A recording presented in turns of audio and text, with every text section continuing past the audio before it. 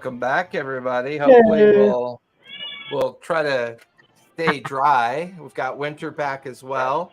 Nice quiet evening in to see if she can help us, help the world not get destroyed. Cartoons in the background. I'm all down for cartoons. No, Winter, it was the shopping day. We needed you for the shopping day.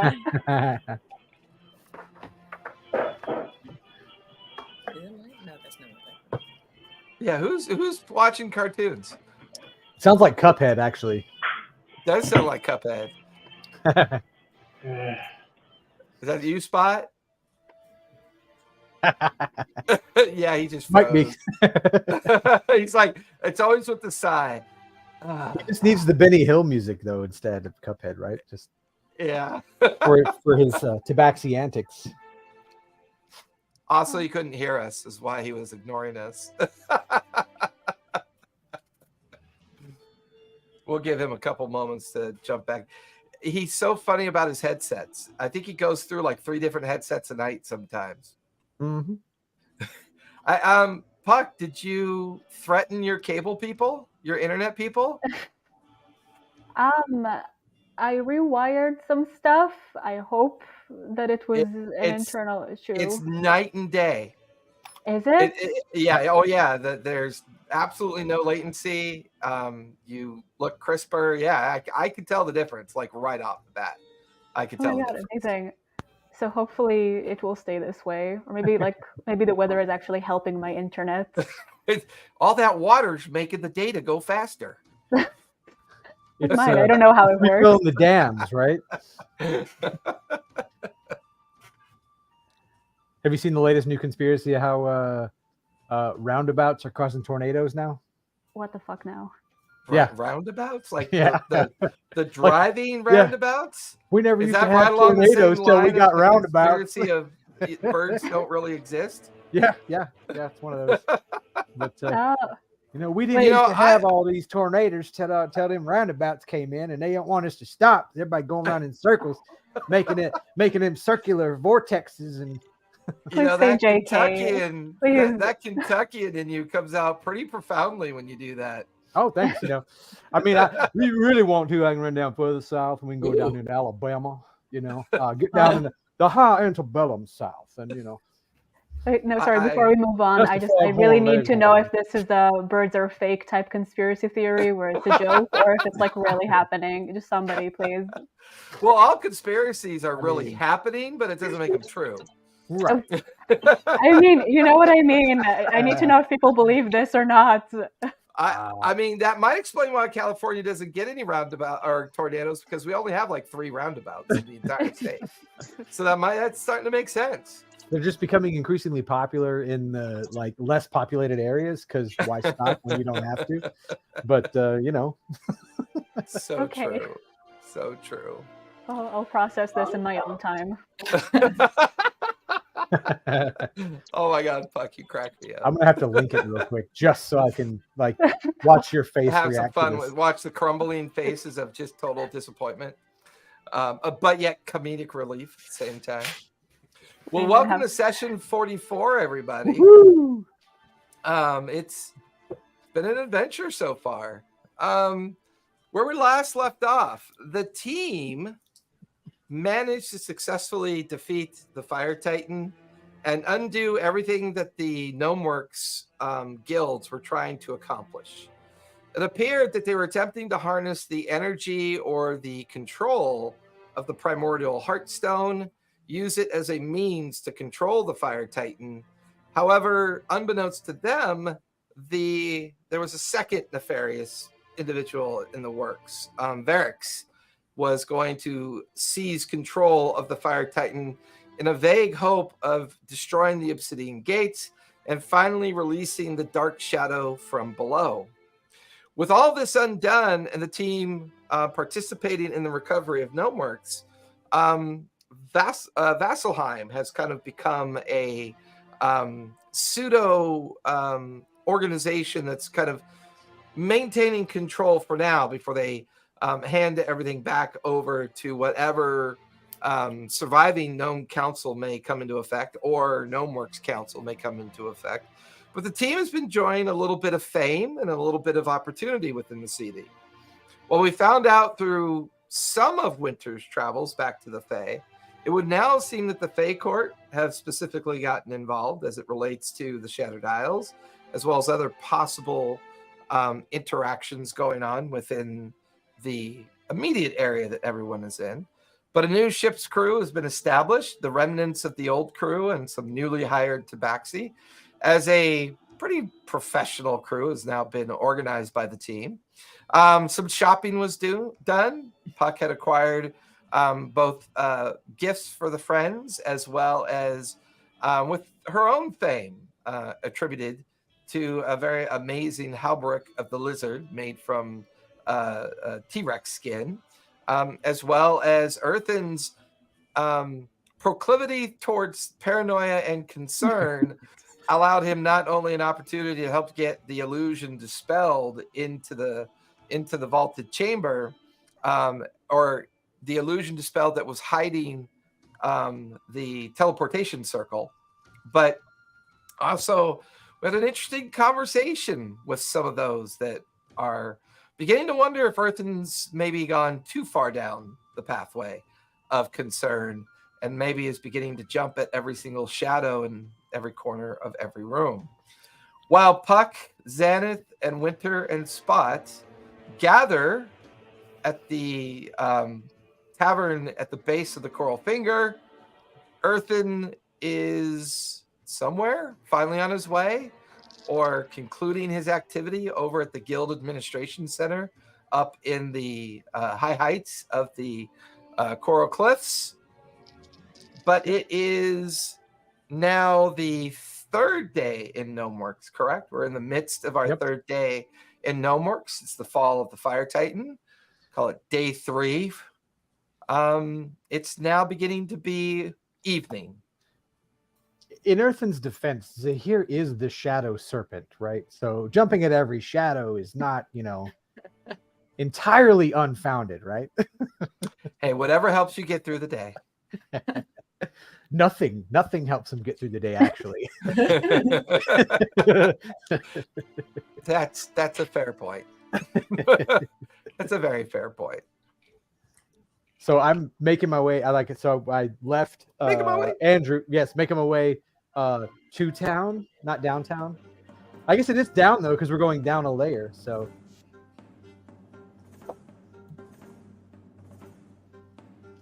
but I left. So where are you heading off to at this point, Earthen? You wrapped up your. I'll head towards the finger. Okay. Yeah, for you, you're going down out of the gantries of the upper tier of the Coral Cliffs and coming down into the more kind of like the regular districts where the entertainment district is, the marketing district, and the temple district where the Helm Temple is located. And for the four of you sitting and enjoying the brevity of the tavern, you watch as Earthen comes in just as the last light of the day fades. So for the first time throughout the course of the day, all 5 of you are back together again, enjoying an evening's meal given to you by the barkeep of the establishment. Bovina. Drinks are never having to be paid for, because as you sit here and kind of enjoy this activity, you begin to realize that people are recognizing you. There's smiles and tankards cheered in your direction. There's people that kind of come over, leave a bottle on the table, and kind of pat you on the shoulder, giving their thanks. And, a little old lady comes by. Well, I just want to tell you, if it wasn't for what you and your friends did, I'm pretty sure we'd be in a world of shit. So thank you for what you did. And kind of like leaves, leaves like a scarf folded up on the table, with kind of like a small offering of a plate of food, and eventually someone comes by and leaves a bottle of wine. But there's a lot of celebration going on in the tavern, which would coincide with the fact that there was a great deal of celebratory preparation going on as well, that the city is gradually working its way towards. We know at this point that a new city council is in the process of being brought into existence. We know that Vasselheim has pretty much taken control of everything and brought all those persons who were being held responsible and accountable for the activities within Gnomeworks under security as well. The first arrival of this day, finally the first arrival of some of the merchant trade ships are beginning to show up.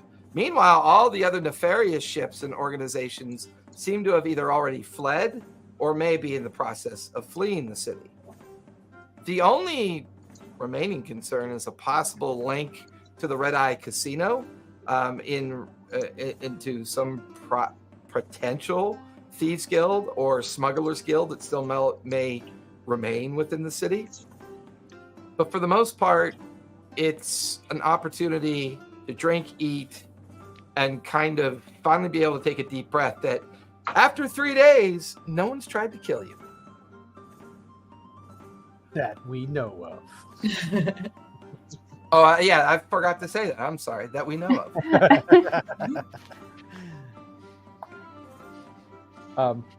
Yeah, so Earthen, if everyone's like kind of sitting around the same table, Earthen's going to come in and frantically just kind of like wave everybody over, try and get some attention, because, you know, what else is he going to do? He is good at getting attention. What? You look freaked out. What's going on? I'm gonna pull out the manual of the Hand of Fate, or the operation manual. It's in Gnomish, so Puck, I know you can read it, but nobody else can. But I'm gonna set it out on the table and put the key on top of it. For starters, there's this. What is it? Puck, you want to do the honors? Yes, sorry. I thought you could Just read read all the the title. languages, but that's not this one. It's fine. I know what it is. I could, like, who are they going to trust, right? Fair enough. Okay, I read the paper. It's the operator's manual for the Hand of Fate. So as you, Puck, as you look at the book and the key is manufactured perfection, and you immediately pick up on the fact that a gnome engineer has designed the key. And as you look at the words in Gnomish on the key itself, there are instructions on the key as to how to use the key. And you begin to describe to the others the notion that the key fits into a mechanism. There are a series of instructions on how many times to turn the key, and then it will either make something operable or make something inoperable. But there's definitely a hint of magical infusion into the key as well, although it doesn't immediately speak out to you as to any particular magic uniqueness of what it is. The manual is an intricate instruction on how to use the key for something that a little gnomish fellow that goes by the name of Dundon, Dudum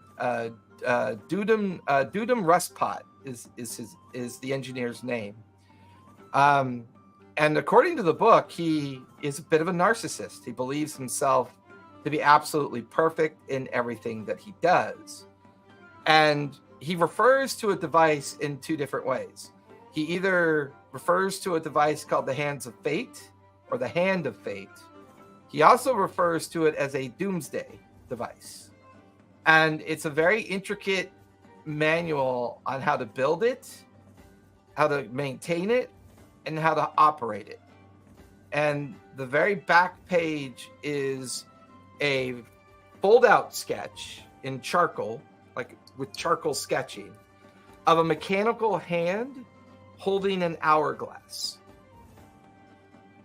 And the specs on it in the Gnomish the Gnomish understanding of measurement would put it at maybe about 15 feet high, maybe about 20 feet around at the base. And it is filled with a kind of, you actually find the word that kind of triggers you. In Gnomish, you come across the word for what they call a residuum, only they refer to it as liquid magic in the manual. But you recognize the way they're describing it is that they are dealing with like raw residuum, not all that dissimilar than what you guys found in the remains of the ship. The publication of this book is the year 622 post-divergence. So this book was originally created by Dudadum Rustpot about 400 years ago.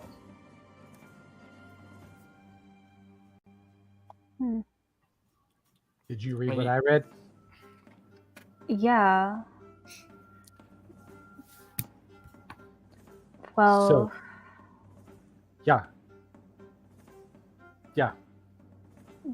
Probably unrelated, but I also happened to have found a hand while I was out. And I bring out the merfolk hand in a jar that was brought to the shop by Mannheim, and the book about merfolk and how to interact with them that I bought there. That's disgusting. Well, if Mannheim had it and seemed very eager to get rid of it, it's not without importance, but it does seem coincidental that there are two hands. Why did he try to get rid of it then? I mean, he didn't tell the shop owner, but if there is some kind of hand-related weapon, I don't know. I mean, this is a merfolk's hand, so maybe that's... I don't know what that's about. But this weapon seems pretty serious. We've had some interactions with keys before. I'm so sorry, is anybody else hearing those conversations happening? It's Earthen casting dissonant whispers in the background. Yeah, it's the tavern music. Sorry, I took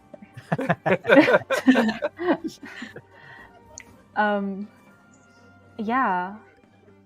Has any of you ever interacted with magic similar to this before? By the way, that just means how much better your internet is, Puck. Because I used to run that all the time and you never noticed it. This is painful. Similar magic like dead angel guy trying to sell us on crafting a freaking heart of crystal to bring all the gods back. Similar magic? I would hope not, but probably. So all these came from the office of a dead guy. I didn't kill him. He was dead before I got there. He was actually gone. He was dead and gone before I got Who's there. The guy? Masterson. He was the captain of the local. He was like the captain of the local guard there for that area. Okay. So his body is at the temple. I really think we need to talk to him. However, that is appropriate to say now that he's dead. Also, there's a teleportation circle that was hidden. Nobody could see it. It was hidden by this. And I pull out the gem of Greater Illusion. It was hidden by this. As soon as you pull out that gem, you guys can't help but notice that Winter immediately looks at it. Winter, you recognize exactly what that gem is. It is from one of the Winter Court crowns. Oh. It's the illusionary gem of seeing, and it is one of the gems of what's called the Concordia crown, which makes up the 4 crowns that get binded together. Amani's realizing she needs dice and her notes and her I was taking notes on my phone, and then I looked down and told 5%, and like my phone. Yeah, my charger cord. I was trying to listen in tight. So as you see that stone, Winter, you're free to tell as much information as you want, because you do kind of get the feeling it does kind of butt up with the concern of the Fae Court, kind of concerns about some strange magic that they've been kind of wanting you to keep an eye on. If this is one of the 5 stones, this is considered the illusionary stone that is normally in the Concordia crown. You know, your concern is where are the other 3 element stones, as well as the binding stone that gives the Concordia crown its power. You do know for a fact that the other 4 courts still have their crowns, but you're not even really sure if they mentioned that the Concordia crown was missing or damaged. So as you're staring at the stone, you're not even really sure now if the Fae Courts gave you the full breadth of information to explain why this stone is suddenly in Earthen's possession. But I leave it up to you to decide how much of that you want to share.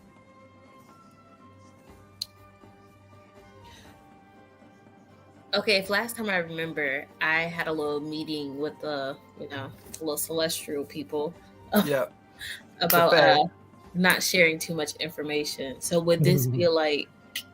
It feels like it, but it's conflicted because while they were mentioning to you to keep an eye out for certain threats to the Fae, they didn't mention anything about the Concordia crown under threat. So the fact that you're recognizing one of the Concordia stones, you're kind of like, well, why didn't they mention that? And how in the world is Earthen in possession of it?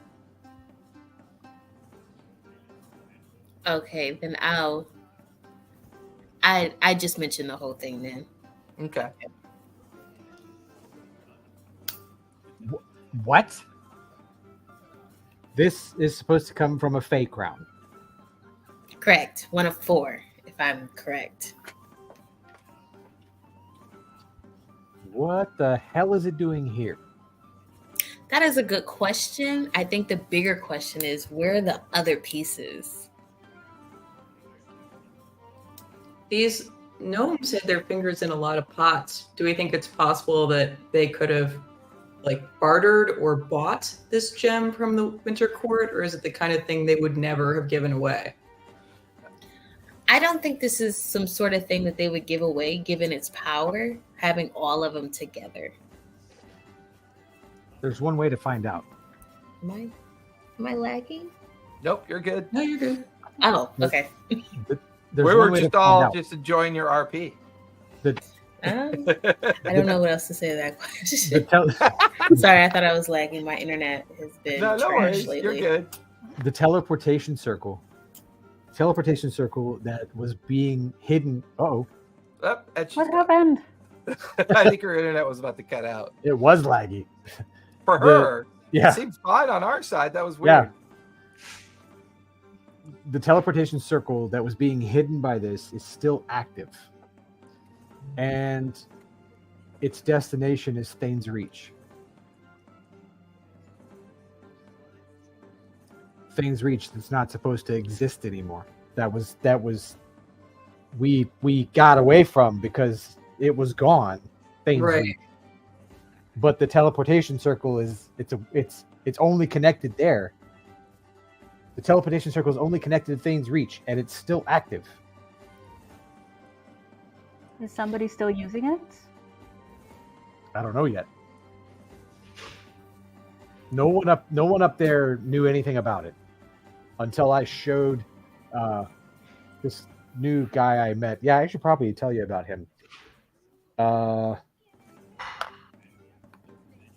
you know people from other planes come here, or are here? I mean, other than Winter? Yeah, it's like, D6 inspiration for that one, Puck. It's like, Puck just looks over at Winter and then looks at Earthy. You mean other than her? Not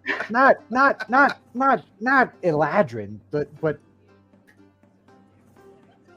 this guy for all intents and purposes, he looks like a human. Oh. But he's here, but he's not from here. He's not from Exandria. He's not from this plane at all. Where's he from? He mentioned he's from a place called Torio. I don't know that at all, but that's what he called it.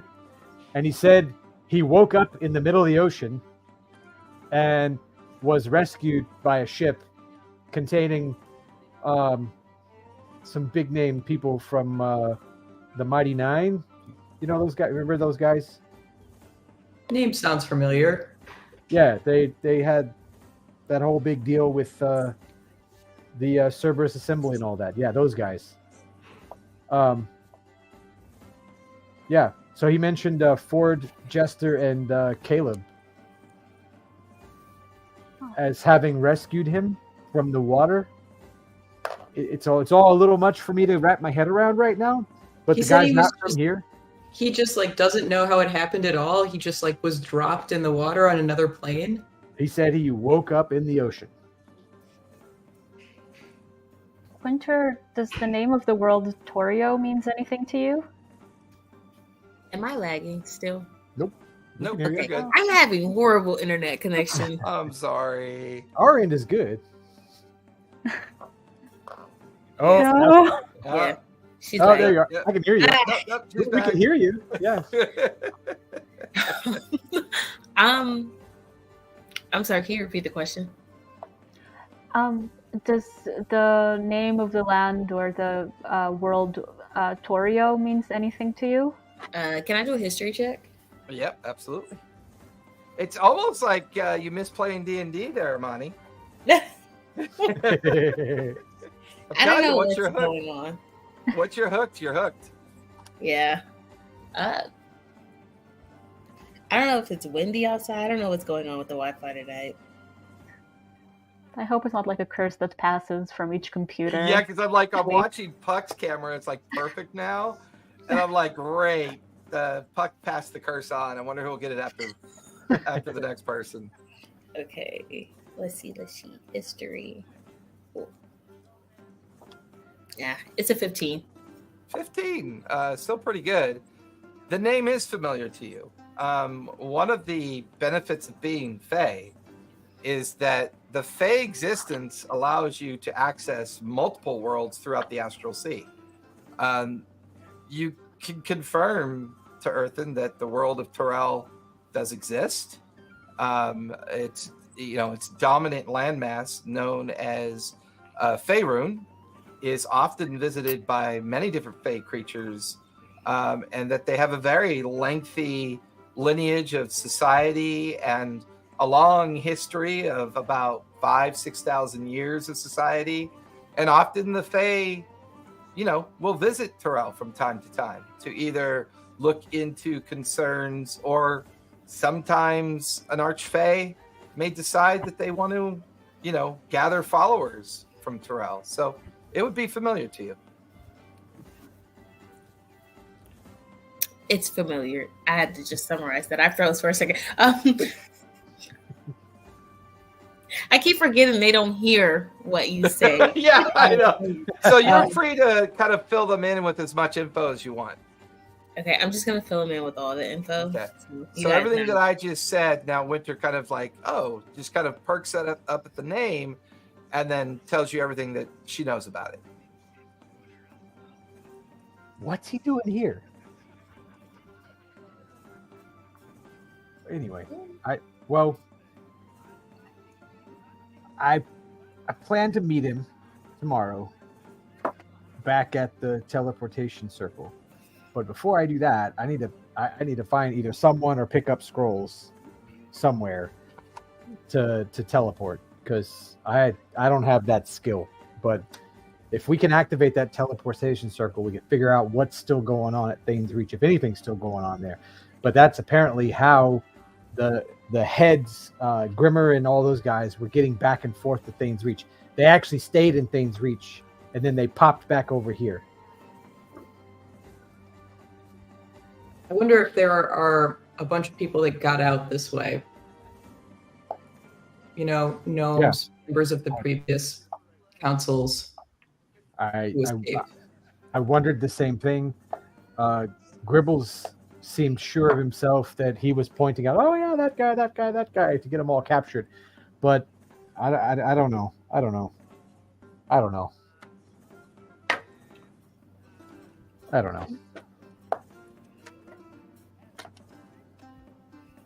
Well, it seems like we have two places we should probably check out before we have to leave, which is the place you've described, Thane's Reach and the strange portal, and the Red Eye, which a lot of strange fingers seem to be pointing in that direction. Yeah. About the Red Eye. What was I was looking something up about that. Something happened last time. Hang on. He's thumbing through his book like, oh, wait, yeah, let me... Oh, there it is. Yeah, he watches, all the guys watches Earthen's pulling out journals. One journal says, my list of people that are trying to kill me. Like, another journal says, these are all the tinfoil hats that exist. You know, another journal's like, oh, these are all the communities that are trying to kill us as a group. You know, he's just paranoid journal after paranoid journal that finds the one that he's currently, using.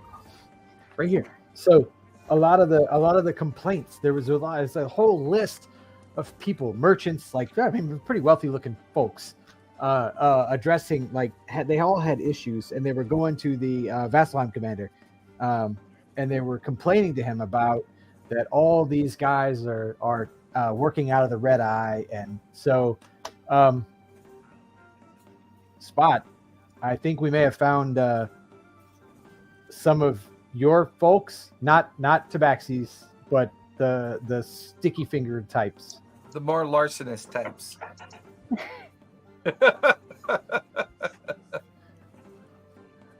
Earthen, I've told you, you can just say thieves. I'm but a simple monk now. I've given that life up. I'm gonna roll to pick his pocket. Yeah, go for it while you're talking to him. All right. Oh God, it's eating up a ton of memory.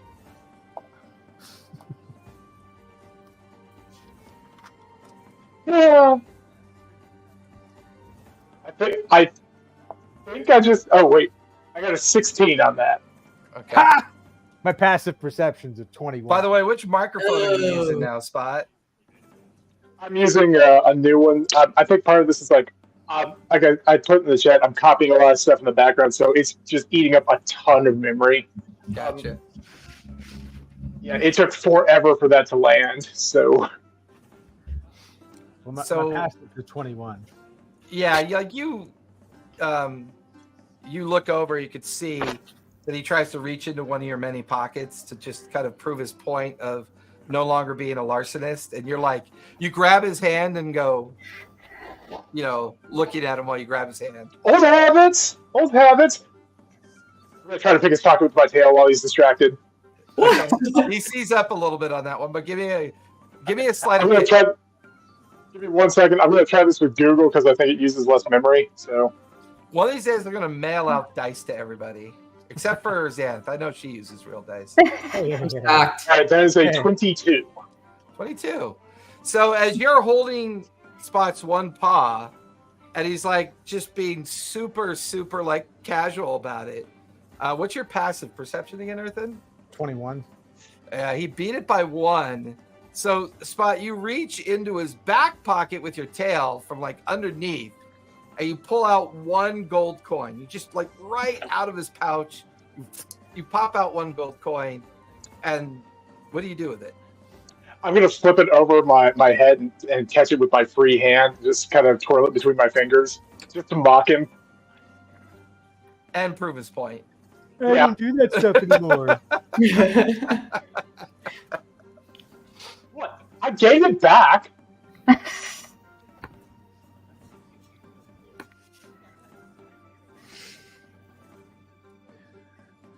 So what makes this red eye thing our problem? Do we think there's something? Well,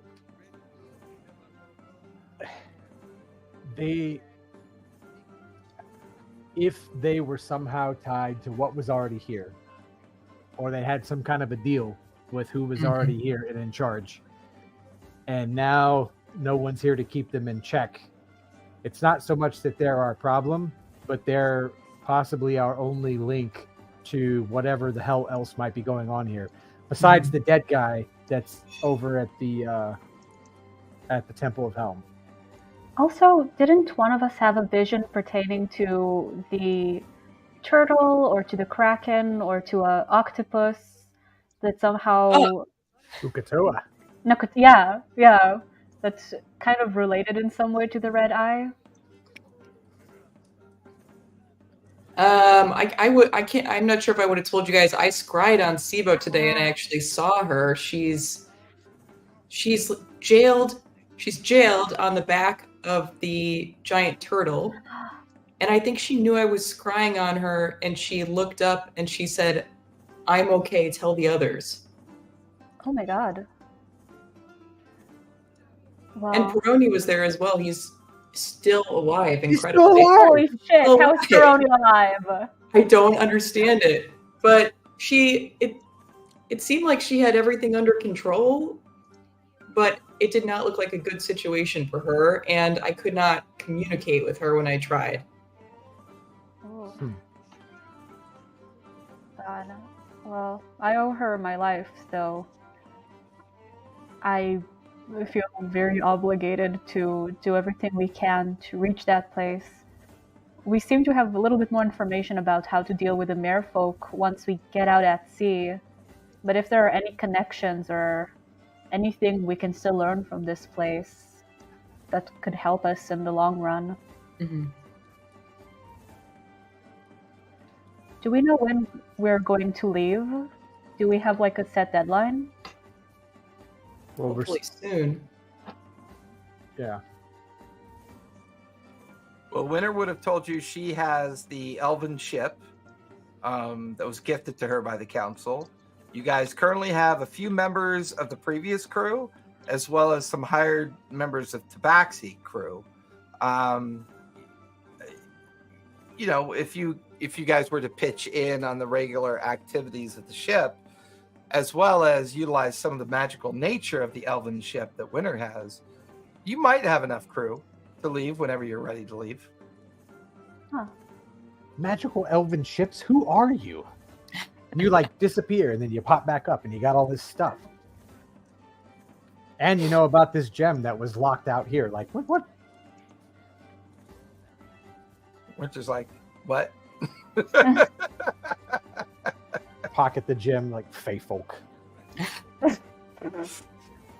Yeah, no, don't try to understand their mysteries. They will only elude you to your own death. I'm paranoid enough as it is. I don't need like more stuff to be paranoid about. Bavina. Yeah. What? Who is the most trusted courier around?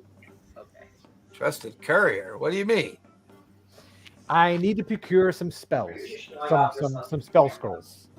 That's a little tough, right? I don't think I really know anyone. To be honest with you, that was kind of all strictly controlled by the gnomes.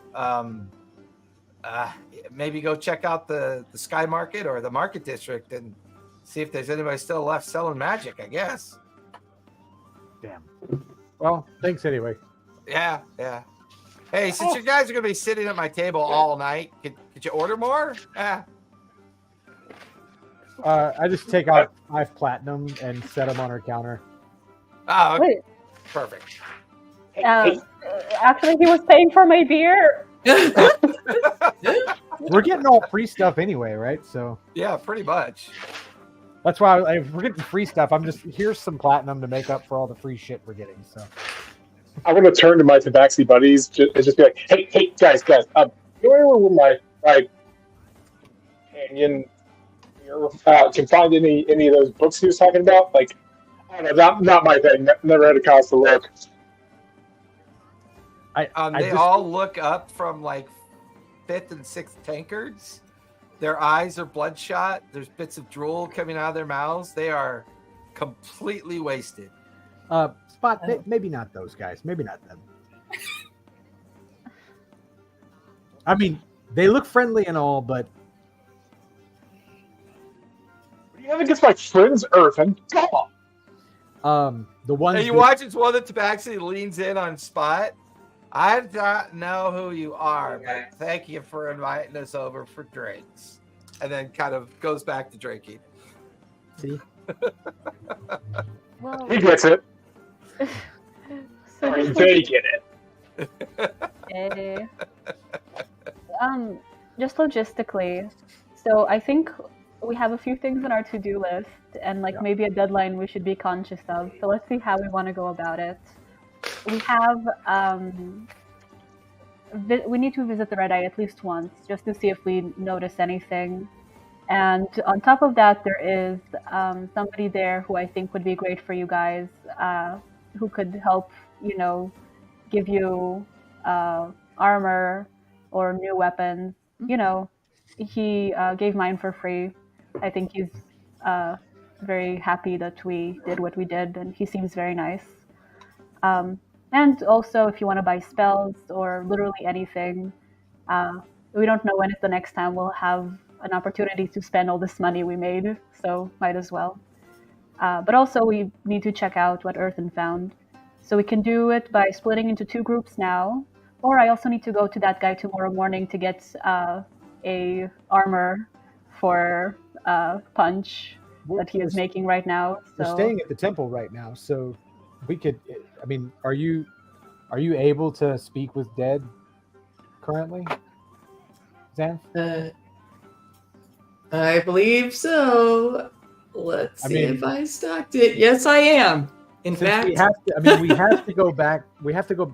We're staying at the temple anyway, right? They've offered us rooms, so we're already going back there. So I am honestly quite tired. On top of being paranoid, that takes a lot out of you. It takes a lot out of me.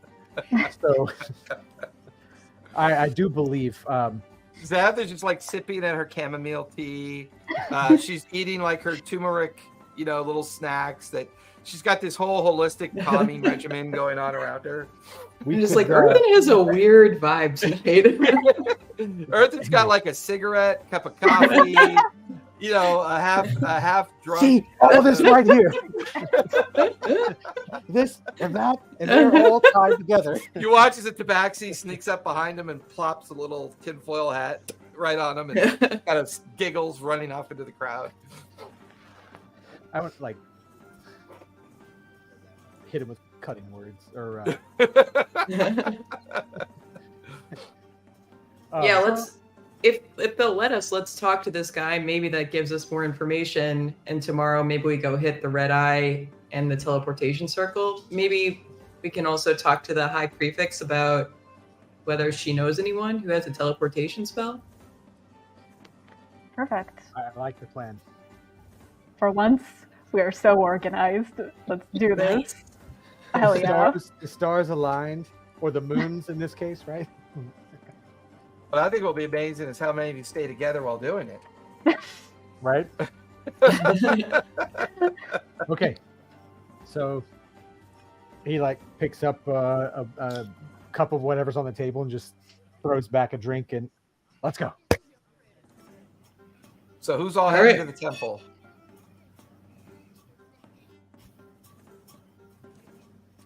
Spot, where are you going? He's drinking rum. You're muted. Yeah, sorry, getting back to the stuff. I'm gonna stay with my tabaxi buddies and kind of make sure that they don't get up to anything too stupid. Sure. God. All right. So with that, Puck, Xanath, Earthen, and Winter, you grab your kit and your gear and kind of take last-minute drinks or snacks off the table. Nothing like pocket bacon on the way out the door. And head towards the main street over to the platform that kind of takes you over to the bridge area, and then the long kind of viney bridge that takes you over into it's subjective. It's not really a district since the only temple is the Temple of Helm, but it's built kind of with the idea of isolation in mind. So for the most part, you guys find yourself in the gardens outside of the temple. You go up the stairs into the main reception area. An unfamiliar adept is currently on duty at the reception area, inviting people in either for the night's prayers or any kind of beneficial treatments that someone might need. There are clusters of underdwelt gnomes here looking for shelter, looking for opportunity to be integrated back into the Gnomeworks population. Some of them even already kind of like taking up responsibilities within the temple itself. But the young male adept kind of looks at the four of you. Hello, can I help you with something? We understand you have a body of Captain Masterson, and we'd like to speak with it. His eyes go wide with a bit of concern and fear. You want to speak to a dead body? That's right. We're friends. We're friends. We're friends of Captain Masterson. Okay. Just one moment. He gets up and disappears back behind the reception area. You can hear him having a soft conversation with someone. What were you think? We're all clerics here. I don't know why you're so surprised. Why does he go think you're a necromancer? A different adept comes out this time, and she comes out with the intent of beginning the conversation, but then she immediately sees you, Xanath, and goes, "Oh, I'm sorry. I didn't realize it was you. He's very new at this, of course. Captain Masterson is being kept in repose down in the hospital chambers. Please follow me. I will take you to him." I promise I won't let anyone desecrate the body. Why would you say that? You're talking about talking to dead bodies. That's crazy. That's totally normal. I know we can do that, but okay. I'm not sure that seeking its soul and finding truth about it is necessarily a desecration, but that's just okay. She just we want to find out how he died, so we're trying to help. We are trying to help. Well, he died by hanging himself, but if you think he died a different way, that's fine. So she leads you down a twisting hallway to some stairs that go down into familiar holding cells that both Puck and Xanath are quite familiar with. You actually find yourselves passing Mannheim's empty cell that he was once reposited in, and you also pass by the goblin cell that he was once in being held. And you get the feeling that these cells aren't so much prison cells as much as just like holding containment facilities, so people either don't injure themselves or maybe they're under ill effects. So you, the storm hit Tally, because it just did that to me like 10 minutes ago. We got a huge downpour, and my whole screen went boop, and back out again. So hopefully we'll be able to finish tonight. So as we're walking down here, like, how many questions can you ask this guy? I don't know how that thing works. That's your deal. Yeah, you can ask him 5 questions, but he doesn't have to tell the truth. So if we think this guy is hostile, we should come up with a good story. Well, so he was hung, but there was also blood on the ground. I think it might be good to take a look at his body first, just to verify. Makes sense. Before we ask questions. Also, we need to tie ourselves with Grimmer somehow, or maybe we mentioned Grimmer sent us or something like that, because that was the big boss of the Copper Takers, or make one of those guilds. But that would have been one of the guys that was in charge of all this stuff going back and forth. Mm-hmm. So maybe with some authority with that, we can give it the effect that we're not lying, that we're on authority. And we need to learn more about where the thing is, the hand of fate is. And if I read the book right, we're missing some stuff, like to turn it off. So we need to know where it is. We want to know where it is. We want to know what other pieces are needed. Yep. How he died. Yep. Who is instructing him? Yeah. I mean, got a pretty good idea of that. If we ask him who's instructing, that maybe we hold that to last. Okay. If we ask him that first, we might give ourselves away, since he doesn't have to tell the truth, right? Mm-hmm. How recently did he die? The blood was fairly fresh on the ground when I was up there. So after the copper takers and copper makers had already been dismantled? Within the last 3 days, for sure. Okay. Who did he trust? Maybe. Who did he trust? Okay. That makes 5? Yeah. Where is it? What else is needed? How he died? Who did he trust? Who was he working for? Yep. Okay.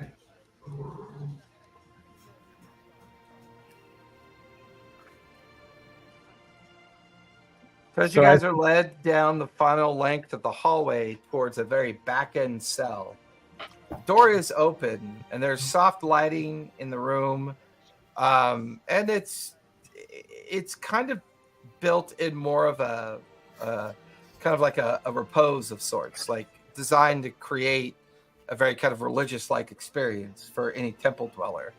Coming in, they're on a wooden table that's covered in soft silks and linens. They're kind of laid out on the table, covered in linens. You can see all of his personal effects are neatly folded and stacked up over against the wall. You can see chairs and small tables. Looks like somebody at some point had come down here to do some writing and some study on him as well. And you can see an open journal on a book on a table that seems to be notes, where they were going through his stuff, trying to figure out why this happened. Like they're just going through a kind of short form investigation of their own account. And you guys can hear a soft purr of a cat curled up on a chair. And you look over to see an orange tabby kind of just purring. Its bright green eyes lift from its head to look at the four of you come into the room. And you hear a soft voice over in the corner. Is there a reason why I'm being disturbed down here? I thought I was getting privacy for this investigation. And you watch as a middle-aged man wearing a duster leather coat, leather pants, leather jerkin, high leather black boots, bright frizzy red hair kind of puffed out at medium length, slight freckles on the cheeks, noticeable scars on the chin and eyebrow, and bright green eyes of just beyond a level of intelligence just by looking at this person. I'm sorry, I was told that I would be bitter Einstein in seclusion on my own for this. I'm not aware of others being. Oh, I'm sorry, priestess. I did not recognize you from the other crowd. I see that you are affinity towards him. It's a pleasure to meet you. I did not mean to question your involvement then if you're here. I'm sorry. And who, your name, please? My name is Xanth. I apologize. We didn't know there was anyone else down here. Oh, that's okay. It's quite chaotic up there. The recent transitioning of things around here has been quite challenging for most. But the prefect asked me to take a look at this young gnome here, this Captain Masterson, to find out if any foul play was involved with his death. So I was doing some very simple, distinct, how do you say, investigation into what might have happened to him. Can I roll insight while he's talking? Sure. Sorry. Yeah. Go ahead, Zan. And what have you learned, if you don't mind sharing? Oh, well, I do not believe he hung, for sure. He did not hang himself. The wounds do not seem to match. There are things, all of his possessions are in his bag and in his person.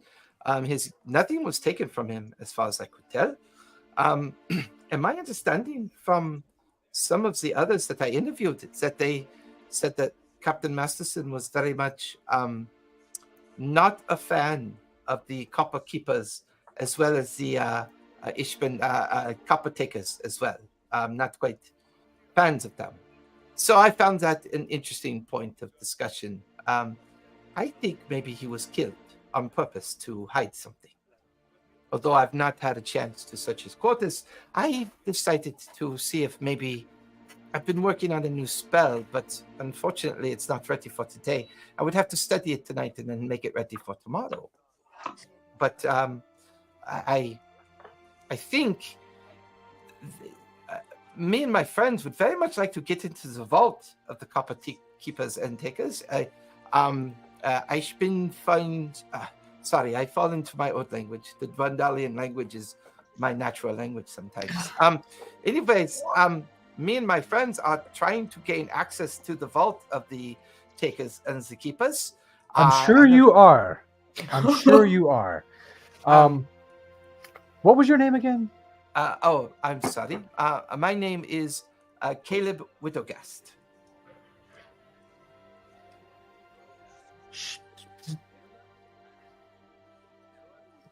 Like Earthen just walks out of the room real quick. Do you like fangirl scream in the hallway before you come back? Not that, more like he's like, wait, but no, but like you like do you K-pop fangirl scream in the hallway? he comes back in and he's like, the one that one. I don't know. I think there are many people with the name Caleb in the world. I may be the only Caleb Widogast. Sorry. Oh, are you referring to my journeys with the Mighty Nine, if that's what you're referring to? Yeah, Yes. I guess I met your friend up top. My friend up top. The guy from what did you call that? Faerun? Tariel's, I think is what he called it. Yes. Me and my friends, Ford and Gesture, were on a visit to Ford's old captain. And on our way back from this visit, we came across some shipwreckage and this young man floating about it. He's been with us for about a year now. No memory of where he came from, other than he knows he's not from here. No memory of how he got here. Although me and my friends are a bit suspicious we found him near the edge of the Vale of the Shadow Isles. Just at that point before you enter into the Siren's Call, we had discovered him there in some shipwreck, maybe a year or so ago now. But Gnomeworks is in need of good administrative people that know how to organize and manage things. So we loaned him to the new council in waiting to hope that maybe he can give them benefit of his skills. He was just guarding the bridge when I walked up there. Oh, yes. He takes on many responsibilities. I believe we will be handing over his responsibilities to the council leader that's most likely to take over. Gribbles, I believe, is his name. Yep, we know him. Yes, Gribbles Stoutmire. I believe, who was in the area of the Underdwelt and is now going to be trying to form a council of all the representatives of Nomox and try to do some management here. I don't know what, but we are mostly interested in getting into the vault. The vault is what holds our interest. And I'd hope that this young gnome here might have the necessary information that could get us access to the vault. Maybe he does. Maybe he does.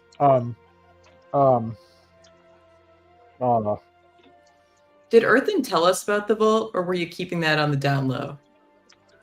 Yeah, because I think we had talked about the vault. What? No, I didn't come back out, but the vault's up there. Yeah, I wouldn't have hidden it from you. Okay. He wasn't. During your time in the tavern, you would have. Yeah. During the time in the tavern, you would have purposely told them about the vault as well. Yeah, I forgot that 2 sessions ago I found the vault, but we never met up since then. There's been a lot going on. I forgot we hadn't met up since then, so yeah, I would have definitely told you in the tavern though. Yeah. Okay. Because it was still trying to figure out the vault when I found the teleportation circle. Caleb,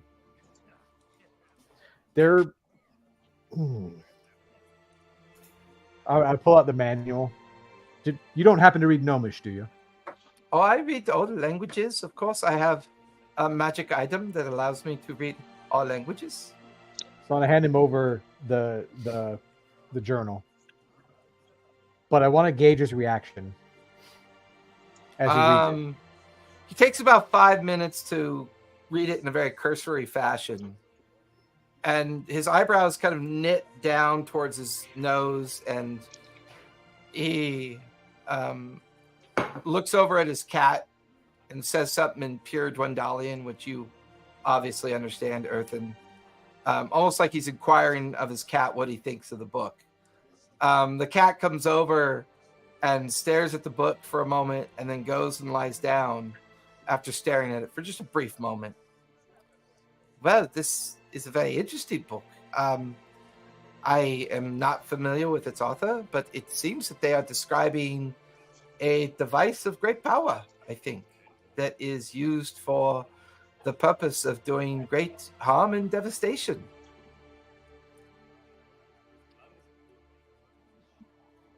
The book was in Masterson's office.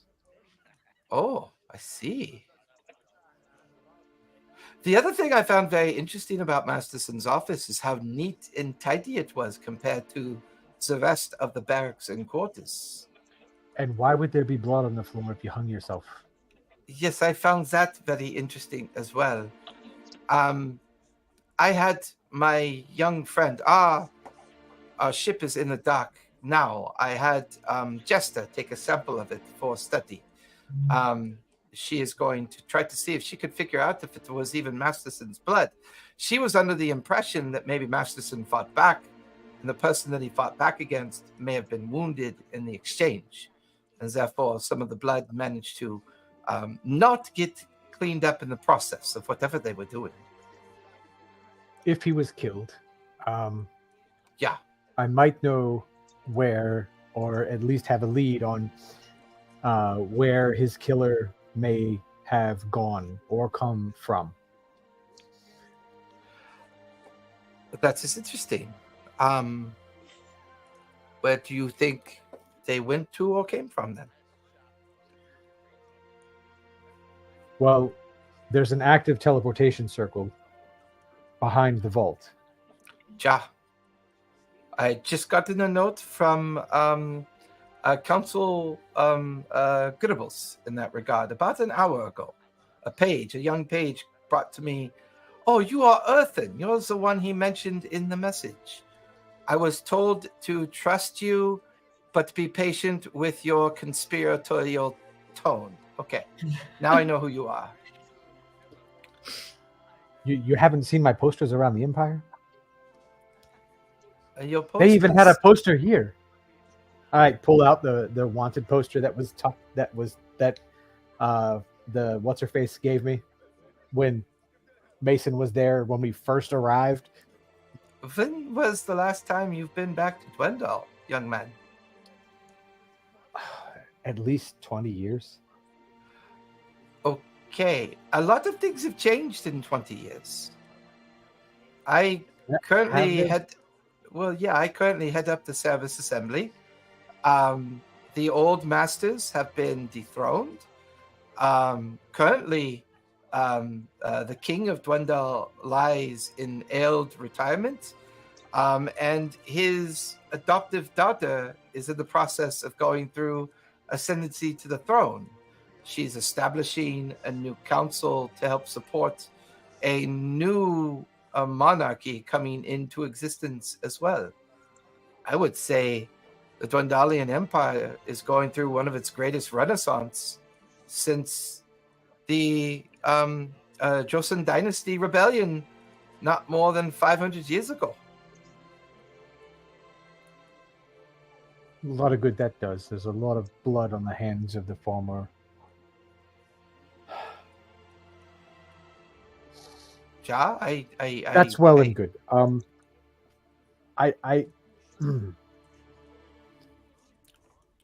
don't know what to think now. If I'm being honest, I don't know that I can trust you.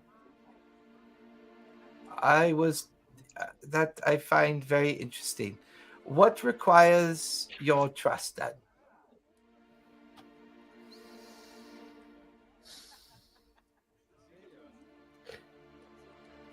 If you would give us some time alone with the body. Of course. And there's like a poof on his shoulder as the cat just curls up on his shoulder. He goes, absolutely. Take the time that you need. I am going to go get a glass of wine and confer with the prefect. And he grabs his staff out of the corner. He tucks his book up underneath his arm and just kind of walks slowly. You can hear his heels of his boots as he goes down the hallway. Earthen pushes the door closed behind him. I don't know. I haven't been back to the Empire, to the group. I haven't been back to the Empire in 20 so years. As far as I know, my wife and kids are still in hiding. And there was a lot of ugly shit that I've been on the run from.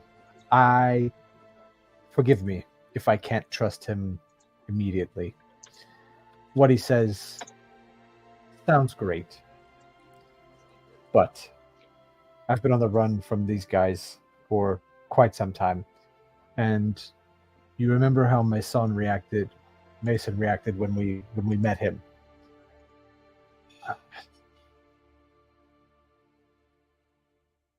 Yeah, you are still being chased. I'm curious, based on what Caleb said, whether the Empire is chasing you or just Mason's organization at this point. All right, I can't risk it. It's been 20 years. I can't risk it. Understandable.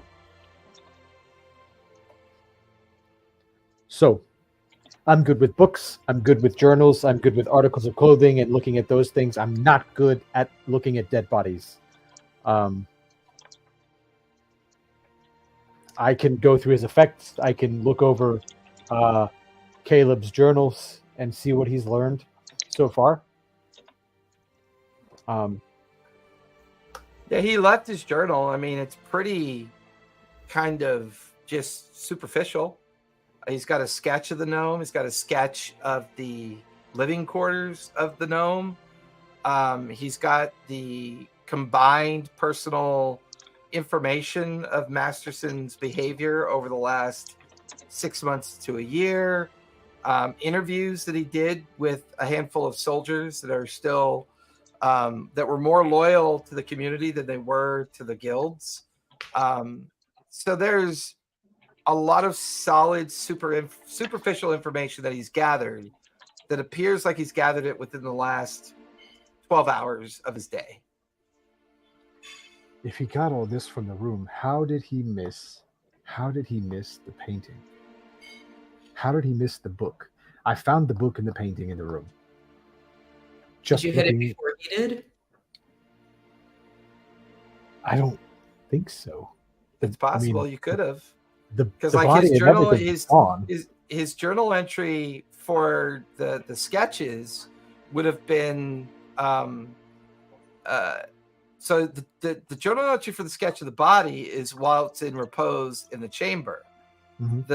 The sketch of the room is without him in the room. So he could have gone there like right after you had already gone in there.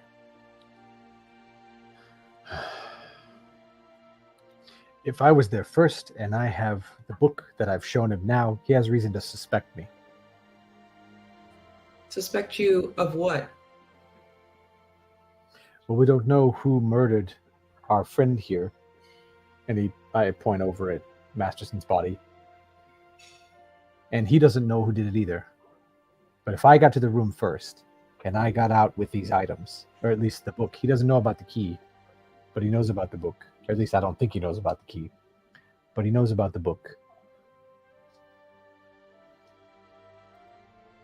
If we let him in the room while we're speaking to the body, we can ask who killed Masterson, and he'll hear that response.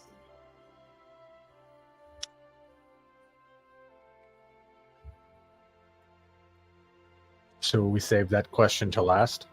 Sure. Okay. Can I do a quick medicine check on the body before I cast Speak with Dead? Absolutely. All right. I would also like to rifle through the leftover effects of Masterson. Give me investigation. That's a better roll. I got a 30. A 30? Yeah. Okay. For your medicine check? Yeah. Okay. I got an 18 for my... Okay.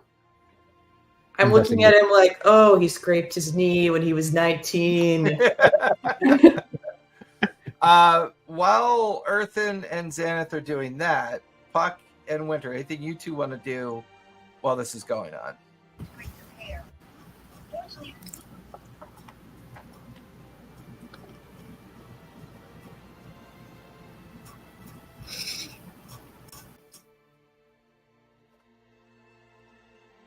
Anything, Puck or Winter? I guess the Puck would like to see if there are any small animals in the room that they can maybe talk to and see if they've seen something right before we've come in. Okay. I love that. Give me a survival check. Winter, anything you want to do while the others are kind of doing their different things within the room? Can I go with Puck, but can I talk to not animals, but people? Sorry. I don't know how to put it into words. What am I trying to say? I mean, right now you're in a more isolated... Yeah, go ahead. Oh, okay. We're isolated. Right. Yeah, you're like in a chamber right now. Oh. Well, can I just go with Puck and talk to my bell then? Because I don't think I can talk to animals. Yeah, I'm okay with that. Okay. I'm glad. Yeah, that works. So, Puck, as you begin looking for any kind of small animals that might be using the walls or the access points to the chamber, Winter kind of comes along with you, but stays slightly in the background. Earthen is rifling through the equipment, and Xanath is examining the body. Spot, your friends have been gone for about a half an hour, 45 minutes now. The drinking has been steady. The carousing has been pretty steady. What are you doing? Such a different vibe. I'm trying to get to know the Tabaxi. What is my sense of them other than Jocelyn? If I caught any of their names? I mean, they're all from the same community as Jocelyn. So they're all Bright Cliffs. So it's like Jocelyn, Bright Cliff. It's Tamarin, Bright Cliff. It's Tenor, Bright Cliff. It's Hanson, Bright Cliff. So it's like they're all members of the same clan, which is not too unusual for Tabaxi. Normally they, even if they get the wanderlust and they tend to travel, they'll usually find people of their own clan's sake for purposes of just familiarity when they do travel in packs or in groups. So, for the last 45 minutes, they've just been regaling you with like stories of their travels and fundamentally what finally got them to Gnomeworks at this point.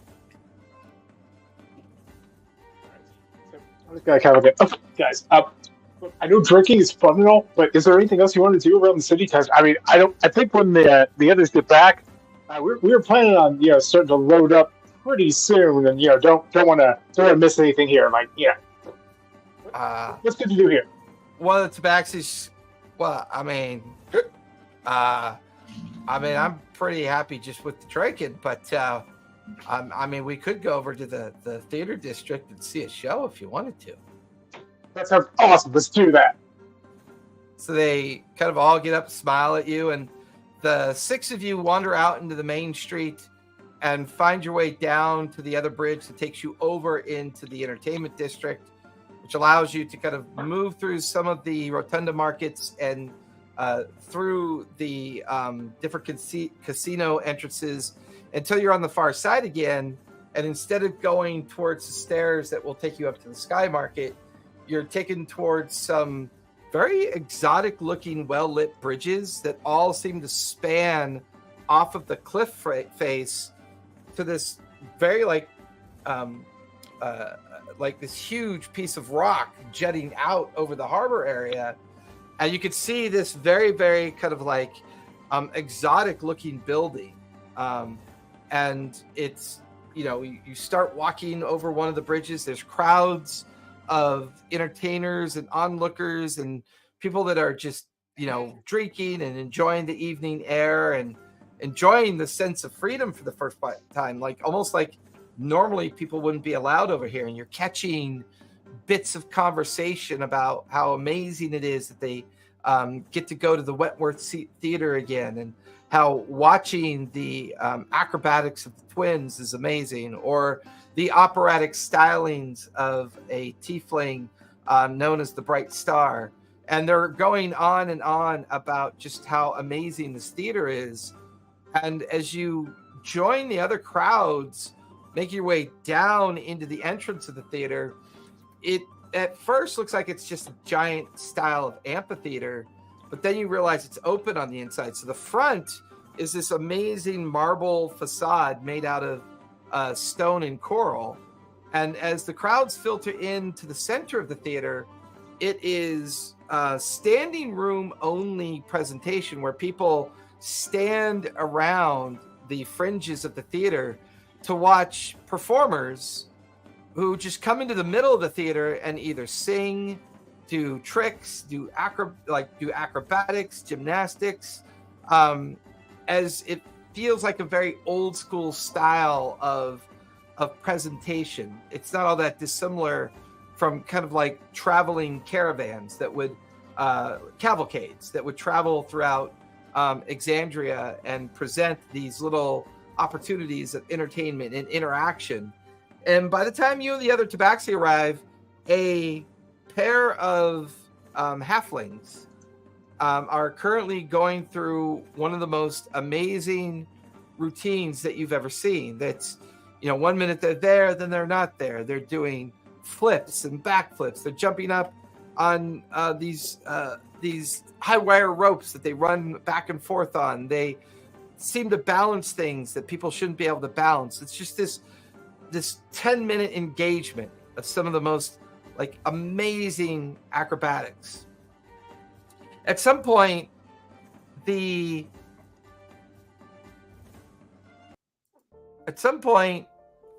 entire crowd begins to kind of quiet down as the acrobats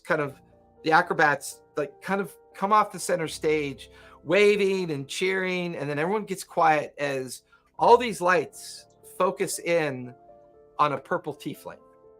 She's 7 feet tall and dressed in a presentation garment of just pure precious stones, the pattern of her garment almost seems like it's liquid when she comes out onto the center stage. All of the lighting devices kind of center in on her, and instead of breaking out into a song, she begins to tell a story to the audience.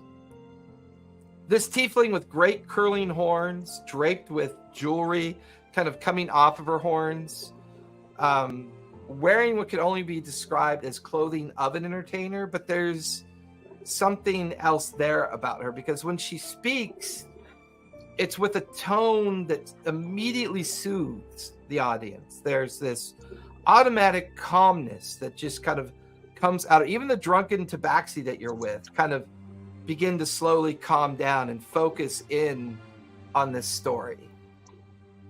Her voice ebbs and flows. It sounds like music. It sounds like just this amazing kind of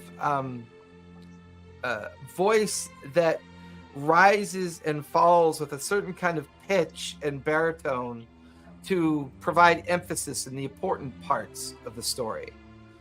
As for the next half hour, you and your tabaxi friends are given the beginning and end story of a story called The Ascension, which tells the story of a group of people known as Vox Machina who defeated Vecna. And it's the entire story of them. It's how they met. It's how they came about in Tal'Dorei. It's how they fought to earn their name, and how they fought against all the enemies that they ran into, the Chroma Conclave, as well as how they supported each other through the entirety of their journey through the lands, and how they convinced a very kind of religious people that didn't really believe in secularism the importance of helping Tal'Dorei, and therefore bringing together a pretty sizable force of power against Vecna's attempt at ascension. And then it tells of the great battle that they fought and their loss of one of their own, who finally had to succumb to the Raven Queen's wishes to become her champion. And how Keyleth to this day, according to the story, exists in her forest after achieving her Aramante, and still longs for the return of her love.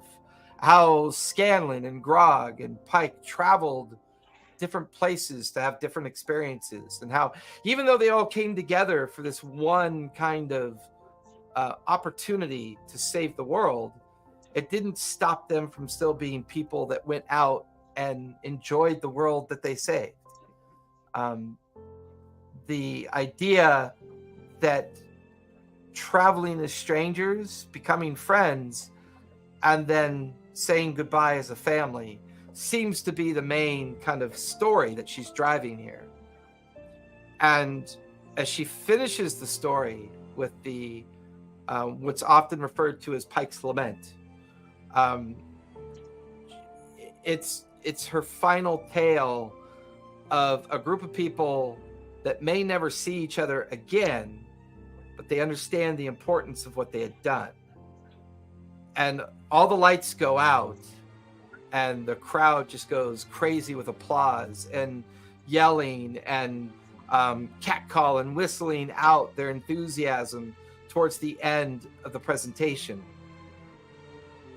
So with that, let's go ahead and take our break, and when we come back, we'll see what happens when we speak to the dead.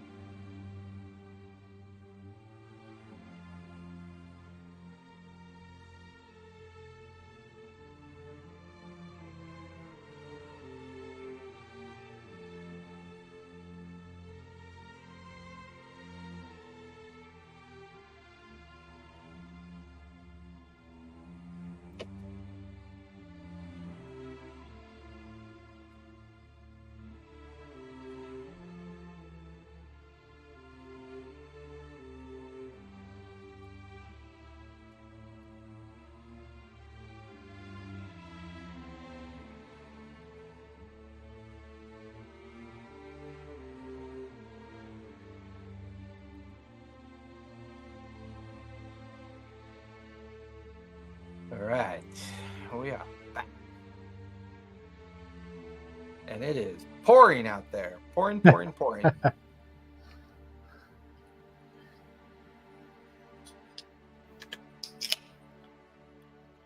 Nothing here. We're supposed to have like possible record highs for the next 2 or 3 days.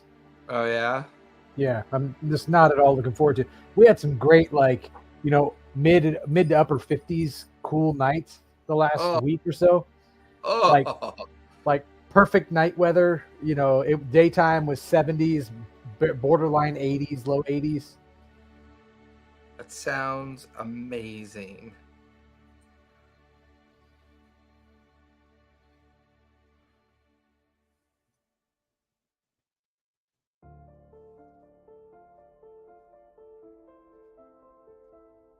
My puppy smells my pizza rolls now, and she's like hovering at my feet, running in circles around me. Yeah, there's a bunch of conversations going on about how well because in our neighborhood, everybody has 10, 15, 20 acre property. So everyone's texting each other to see how their flooding's going. Yeah. You washing away yet? Yeah, exactly. Decided to take a break from my contacts for a month. My eyes were having some issues with them. Yeah. Yeah, every now and then it's like I like to take a break from them. Did you feel the earthquake earlier? It was in Ojai. It was a 5.1 in Ojai, California. Yeah. Pretty, like, for me to feel an earthquake, it's got to be very close. And I really only feel it if it's like a 6.0 or higher. So for me, it's like I very rarely ever feel earthquakes. And when I'm at home, I never feel them because our big house property sits on a giant granite field. So it's like, we just never feel earthquakes anymore. When I was in China, there was an earthquake around the city where I was, and I was at like the 10th floor of a building. It was kind of sitting there, and it felt like somebody was wiggling my chair, and I was like, "What's going on?" I look up at the wall, and like stuff hanging on the walls moving, and I was like, "Holy shit!" Like, it took a minute of just like it just kind of felt like it could have been me doing it myself and just not really paying attention. And then when I looked at the walls and like everything's moving, and there were there's a Thai school like up there with us, and they came around the hallway like earthquake. That's scary. Yeah, I don't. I've been in so many earthquakes, I rarely ever even notice them anymore unless they're really big. Probably been in 12 earthquakes in my lifetime, so just part of living in Southern California. It comes with the territory, and when you're old like me, it's inherent. So Xanath, as you examine the body, there's some noticeable things about it that have you concerned. One, there's no sign of any physical affliction, which is strange. There is a rope burn around their neck, but it looks prestidigitated, like almost like it was done on purpose, because as you kind of look at the skin and the way a rope burn would typically shred at the skin, it's almost like somebody manufactured the appearance of it. Doesn't feel real to you. You then start examining his shoulders, his arms, and you can't help but notice that on the inside finger of his left hand, there are some strange markings, magical markings that don't look all that familiar to you. You also notice that while they're in rigor mortis, they've been dead for what feels like maybe 2 days. There is an oddity about this. This feels something about it feels bad to you. You're not sure what it is exactly, but it feels like this is going to be dangerous if you try to speak with this entity. There's something weird going on here. This guy has no injuries on him. He's got earthen. If you can look at, he's got these like arcane markings on his finger. But I wouldn't touch him. I'll take a look at the markings on his fingers. As you finish rummaging through his equipment, you realize that his equipment is perfect. Like his extra clothes are folded, his coins are still there. It's almost like he never unpacked his bag. For whatever reason, it feels like he was getting ready to travel, from what you could tell. You then kind of come over and look at what Xanath found on the finger, and give me an Arcana check as you look at it. Yep. Ooh, that was a good one. All right, that's 26. It's a ward of curse. Oh, somebody's boy. cursed his body. Would I be able to intuit from that whether I've got the chutzpah to dispel it? Or like roughly? Yeah, I mean it's a pretty meaningful ward, so it's got some power behind it. But you're not entirely sure what it might take. Or well, I guess our curses divine or magical, I guess would be more. I mean, this is an arcane ward.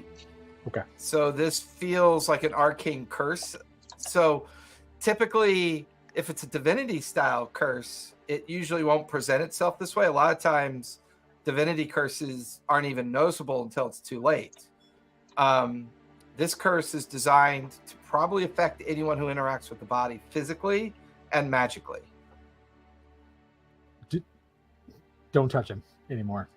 That's a curse. That's a pretty nasty looking curse. Shit. I'll try Greater Restoration, because that should be able to remove one curse on a person. Okay. You kind of But bring out your focus. I do, actually. What's You have that? to touch someone. You have to touch someone for Greater Restoration, which I don't know if I actually want to do. Yeah.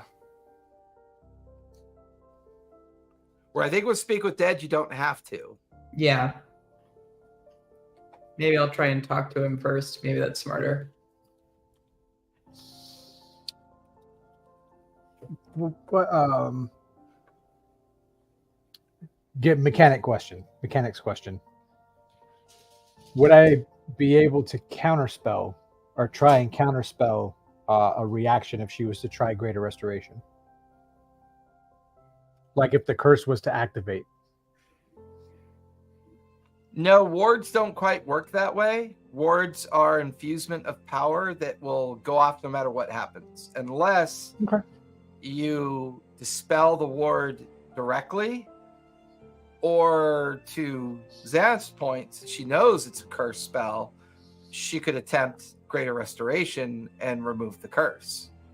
But you're not sure if physically touching the body or attempting to interact with the body or cast spells on the body will trigger it, because it's an unusual ward. It's not like anything you've seen before. You just recognize the style of magic it's invoking.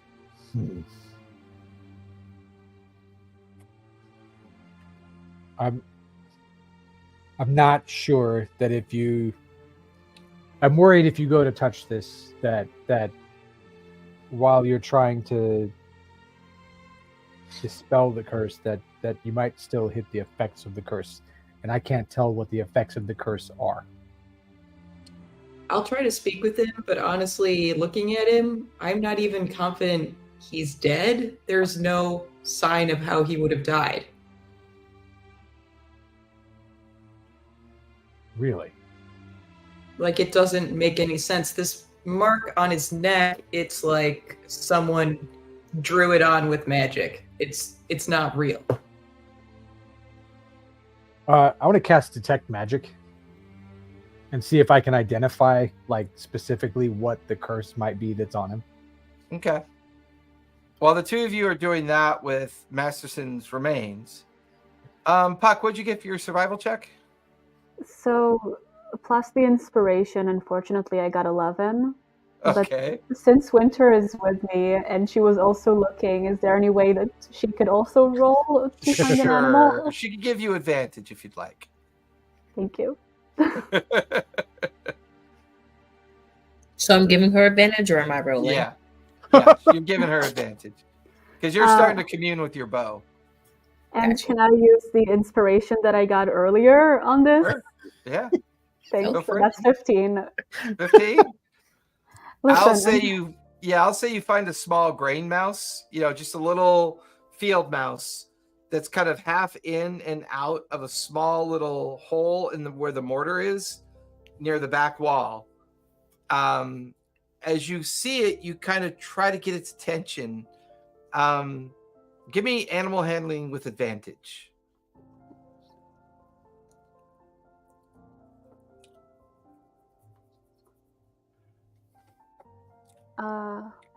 Advantage. A bad day for me. It's 14. 14? It's the opposite of last. Weren't you rolling like all 20s last time? 19s and 20s? It was between 20s to 1s, yes. So, normal. You're rolling interesting. So the little mouse comes out of the mortar hole to kind of like, it gets near your foot and it allows you to pick it up. And it's now in the palm of your hand, its little nose kind of up near your face, kind of squeaking a bit. Hi, buddy. And I offer him little pieces of cheese and pocket bacon. I'll take the pocket bacon, but cheese actually is bad for mice. You shouldn't give us cheese. Oh, sorry. I maybe you know what? It's on me. I shouldn't stereotype you like that. It's okay. Most mice are lactose intolerant, so it's fine. It's okay. Well, how long have you been in this room? Oh, I don't know. A bunch of times I've been in here.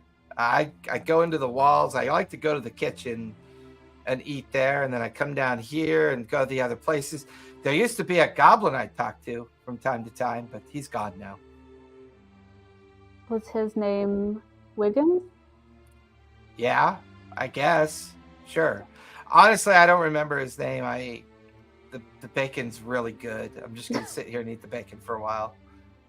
Well, since we're here and sitting and all that, do you mind telling me if you've seen anything happen before we came into this room? The guy with the cats? Yeah. He wouldn't let his cat eat me, so that was pretty cool.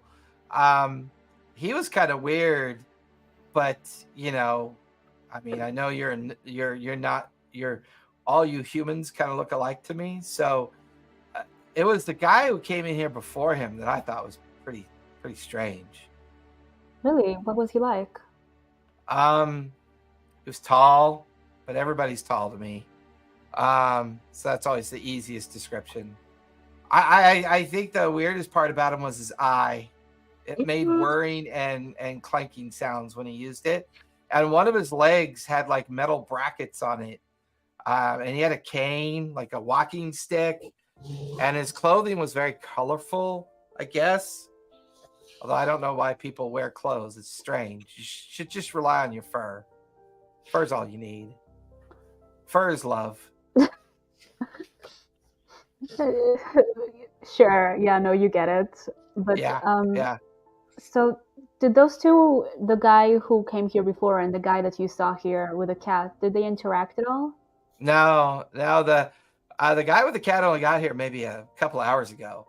The guy with the weird eye, I'd have to say I saw him a while ago because I had gone to the kitchen twice. I don't know time. Sorry.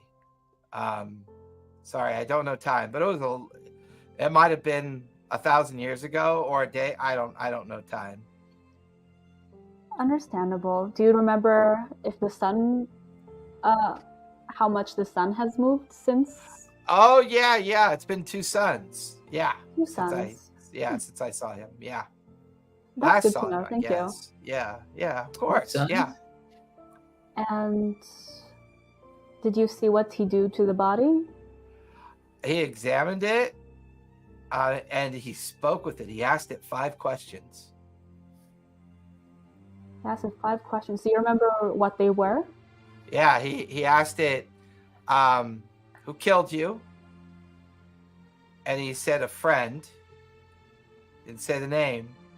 the person that asked the question got really frustrated, and then asked, "Do you know what they were looking for?" And he said no. And the third question was, "Do you know where your book is?" And he said no. And then he asked him, "Do you know where the key is?" And it said no. And then the fifth and final question, he asked him, he said, "Do you know where Brimfor went?" And he said, "Back to Thane's Reach through the teleportation portal." Oh. Wow. Well, is there anything else that you remember him doing that seemed unusual? Well, he seemed to like throw something up into the air, but I couldn't see what it was. And seemed content with what he found and just kind of left. Huh. Anything else that struck you as unusual since then? Other than you guys, the previous guy and that guy? No, not really. Well, thank you so much. You have been most helpful. And if you do want to talk to that goblin again, I know where he is. And I give him the rest of I give him a whole bunch of bacon. Oh yeah, I like bacon. Bacon's good. It's yummy. It is the best, yes. He like packs it all into his giant cheeks, almost to the point he can't fit through the mortar hole that he came out of. And he kind of has to put his head in sideways and then drag his body in behind him to like get inside. And you can just hear him chittering to others. And within a like mere seconds, about a dozen small mice come out of the hole, sitting there kind of just staring at you.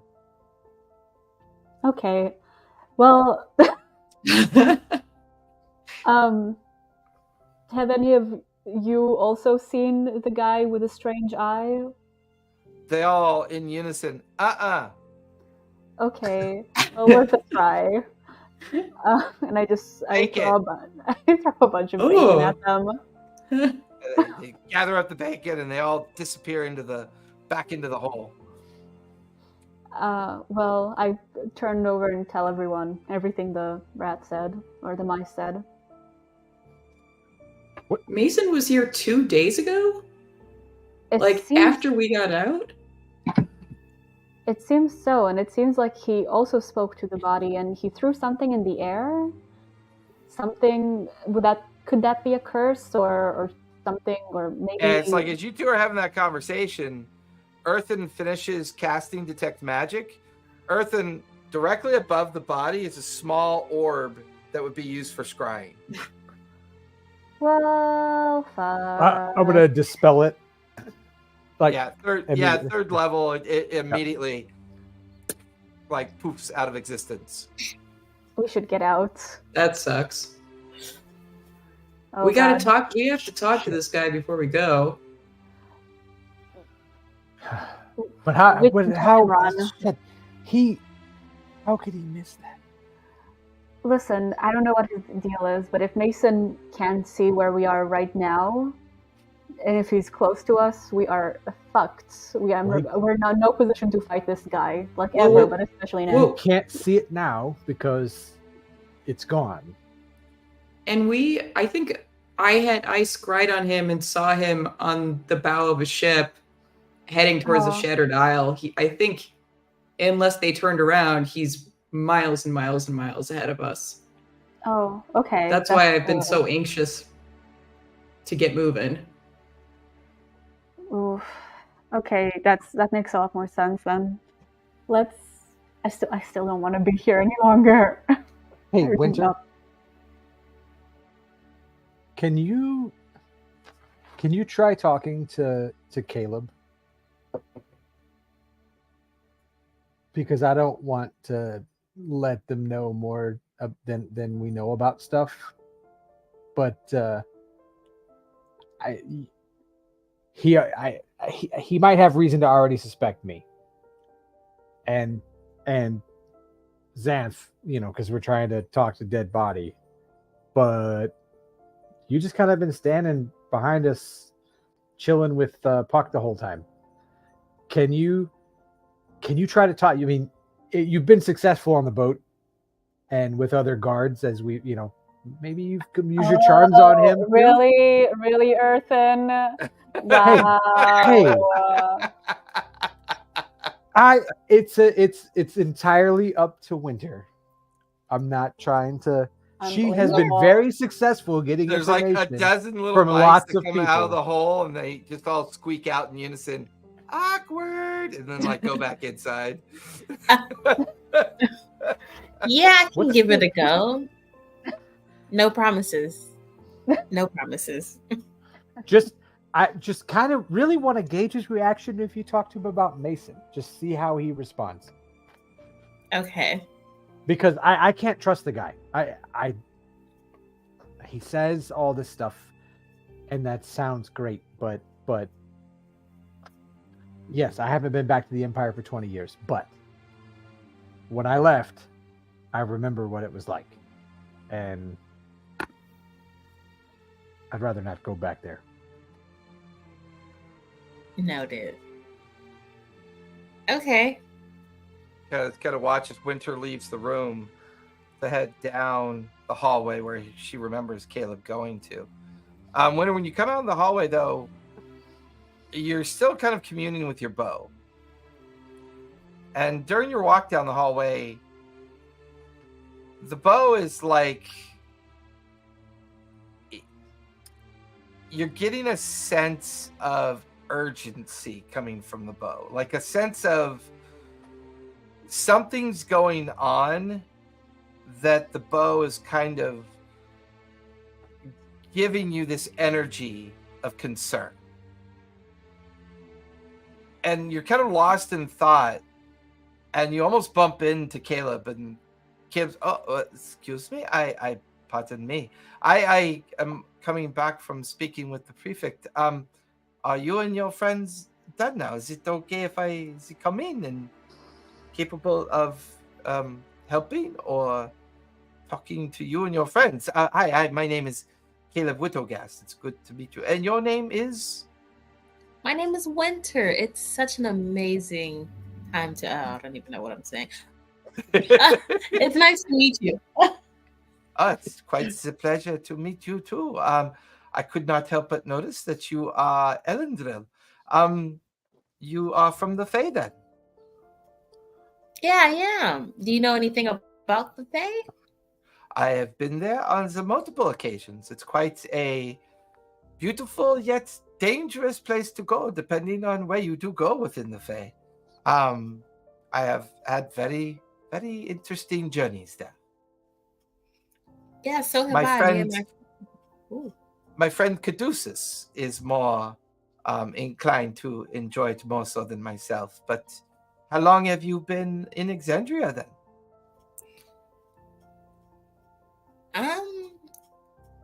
About a year or two. Yeah. I came with my friend Marcus originally.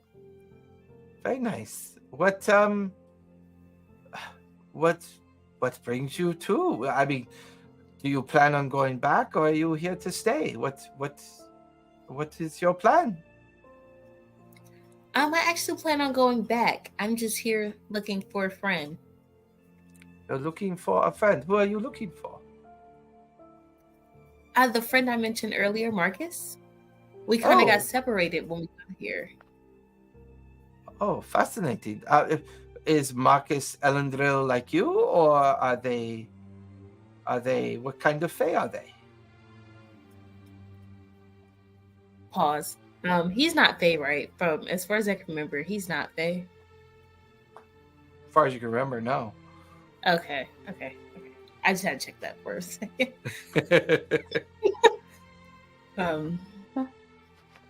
He is. Wait, what is he? Is he human? Yeah, he'd be human. Yeah. Okay. My notes are okay. I don't even know where my notebook is. Okay, sorry. It's fine. I enjoy conversing with those from the Fae. I found your magical existence intriguing when it comes to my study of magic.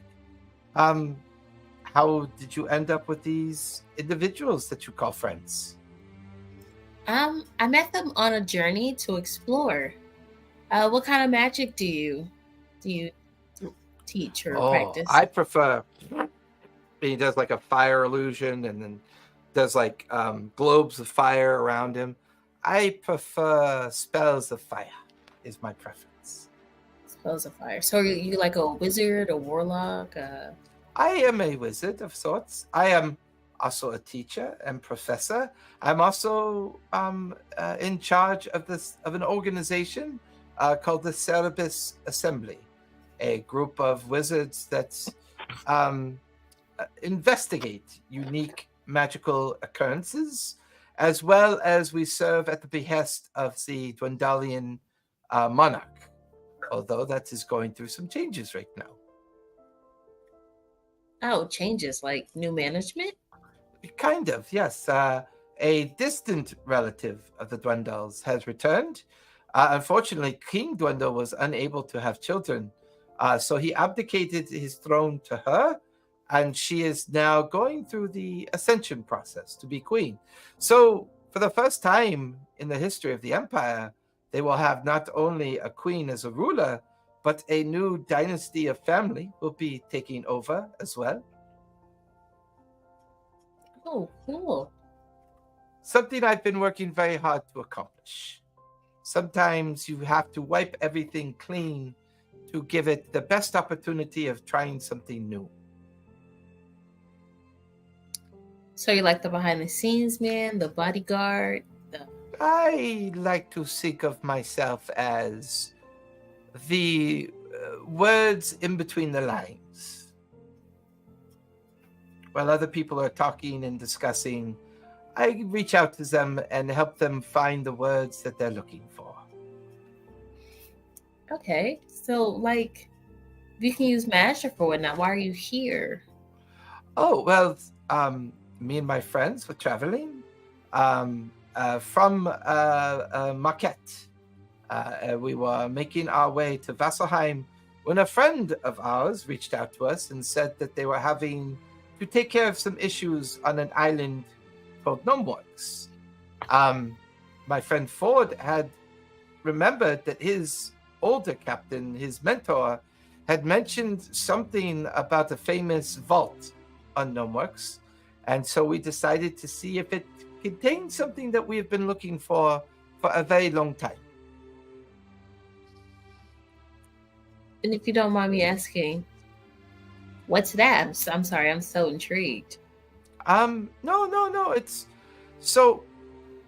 I don't know if this name is familiar to you, but there was another group of people some time ago. They were famous for stopping Vecna.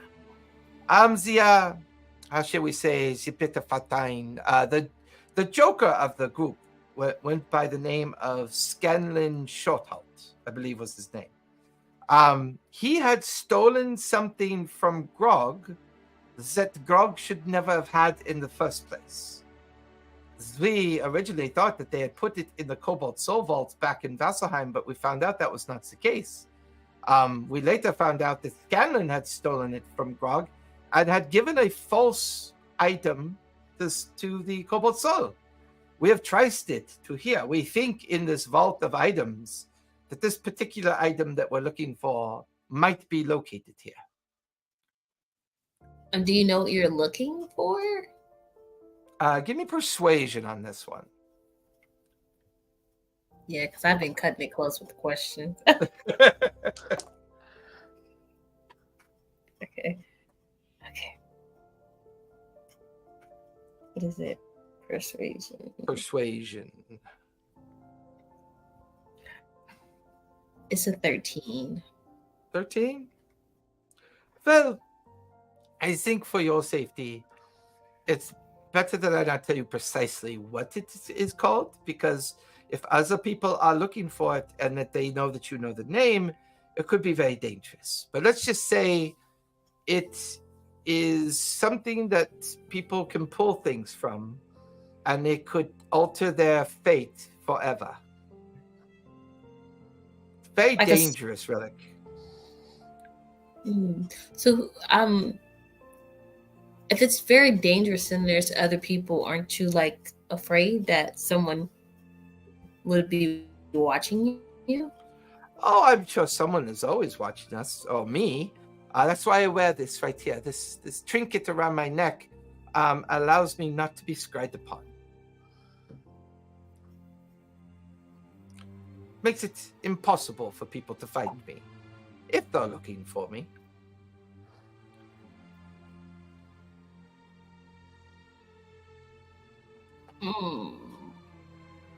You get the feeling that he rolled. You get the feeling he rolled a pretty high insight on you, and he's kind of turning the tables. He's almost getting as much information from you as you're trying to get from him. Yes. I don't even know what to do in that situation. Do whatever you want. Do whatever you think Winter would do. Well, you knew that you were in the room when I dispelled that scry spell thing. Yep. If you wanted to. If I wanted to what? If you wanted to mention that, you could. Oh, okay. So do you think, you were the... Wait, how would I even word that? So do you think that you were the one... Wait, I'm sorry. So are you the one who were spying on us like a couple of minutes ago? If you can't be... Spying on you? I find the scry effect to be very dangerous and untrusting. No, why did you find evidence that somebody was spying back in the room that you came from? Did I say that? Oh, wow. It must have slipped my brain. Sorry. Gotta go. Oh. And he just watches you kind of hurry away. Like, she's quite stunning, but quite strange too. And you can just hear him mutter to his cat for a moment. Kind of reminds me of that druid, and then you kind of disappear back into the chamber where Earthen, Puck, and Xanath are. What druid? I don't know if he knows Marcus. He wasn't really budging. But I think we might have another problem. There's a lot. You said what? Oh, I just said, what's the issue? Oh. Are we aware that they're looking for something in these vaults and that there are multiple people? And I don't think he's the one that's spying on us, honestly. I think it's another group of people. What? So, yeah. The Vasselheim guys were trying to get into the vault, couldn't figure it out. They said they were going to wait for Caleb and Jester and Ford to come back with some mages to try and dispel the arcane lock on the vault. Maybe they've gotten distracted by our friend here on the table. That so far lines up with but now what do they want to do with it? I don't know. He said it pulls from something. Not really sure. I really hope I wrote that down right in the notes. Anyways, he said it pulls from something. What did he say about the thing in the vault? That it was very dangerous and it was once stolen or something from someone else. Stolen? From who? Scribbles. That's my favorite note. The scribbles. Trying to read it back, and you're like, oh. If I'm correct, I think it's Gallenheim. I feel like I'm butchering his name. Gallon something. Grog? Who? Grog? Yeah. Okay.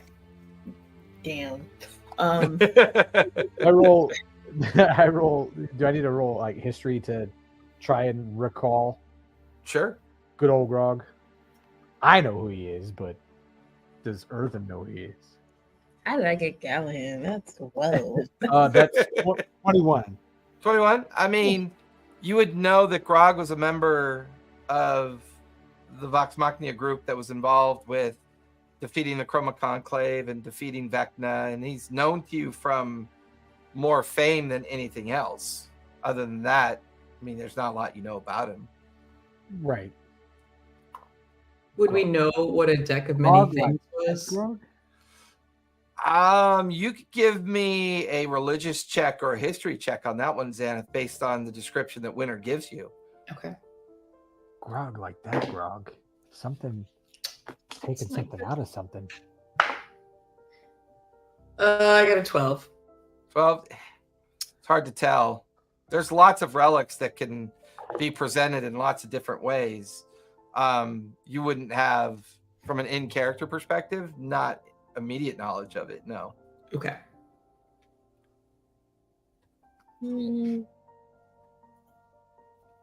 So they're looking for something in the vault, which he did tell us.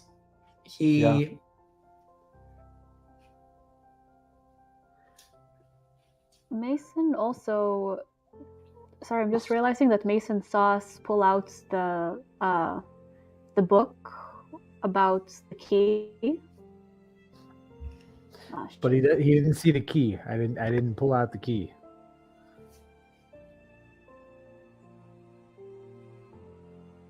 He did. You probably cut out for Tally. Yeah. It looked like she lagged out. Oh, there she is. Sorry. I only pulled out the book. I didn't pull out the key, and I didn't pull out the key on purpose. Good. Your paranoia is paying off. Small dividends. But does that mean? I mean, we read it, right? Would that mean that Mason? Because he was asking about the book specifically. So that means that he wanted to know what was inside, and that we read it, and that now he knows what's inside. Well, we read the book at the tavern. I think Caleb said that it was, like an item of great power. Yeah. But I don't know. We didn't talk in a ton of detail. Yeah, because most of your reading it and going over it was back at the Coral Inn or the Coral Finger Tavern. Yep. I think Tally might have froze. It's a really funny face that she froze on, though. I was like... It was that, annoyed face. Yeah. I know that face. Yeah, when your internet's fucking with you. Yeah. Winter does that face from time to time. Although she's better at hiding it than most. Wait, is it possible that they could be looking for another stone, like one of the element stones, if they're pulling for something?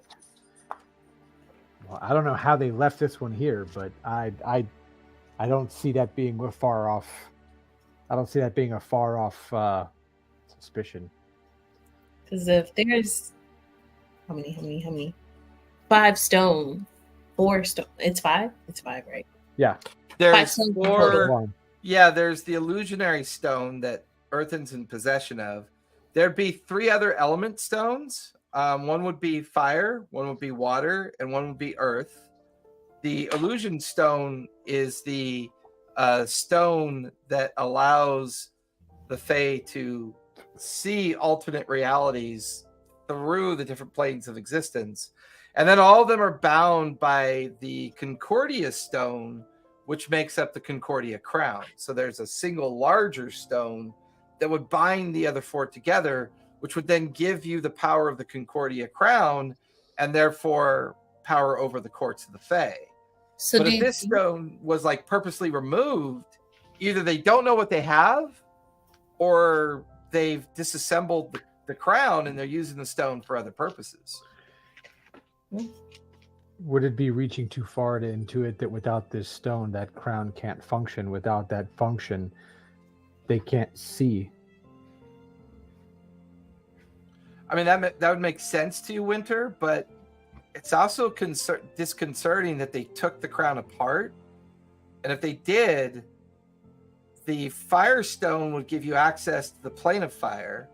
The water stone would give you the access to the plane of water.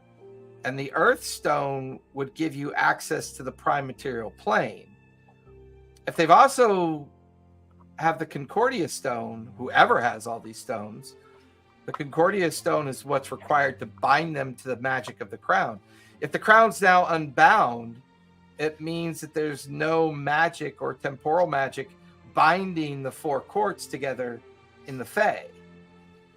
So in your own mind, either the queens of the courts didn't tell you the truth about the absence of the crown, or maybe they don't know. Ugh, so much hidden knowledge. I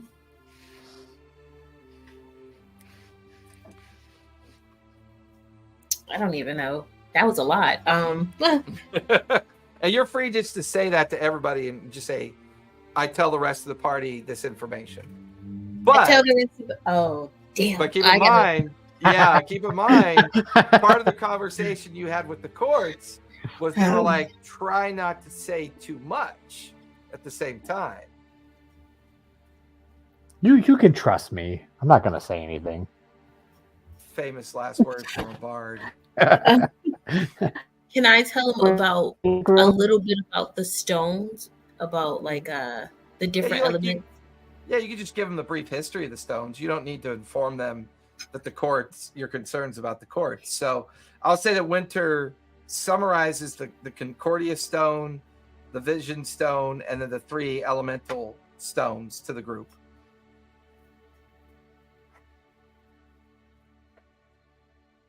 All right. That's bizarre to find the illusion stone here. And I guess there is that question of where the other stones are. Whether it's in the vault or not, I don't know. I would be curious to know what's in that vault because it's heavily protected based on what Earthen said. 3 different arcane wards on it. If Caleb, Jester, and Ford are trying to get in, maybe they need some help, or maybe we try and get in as well once they've cracked it.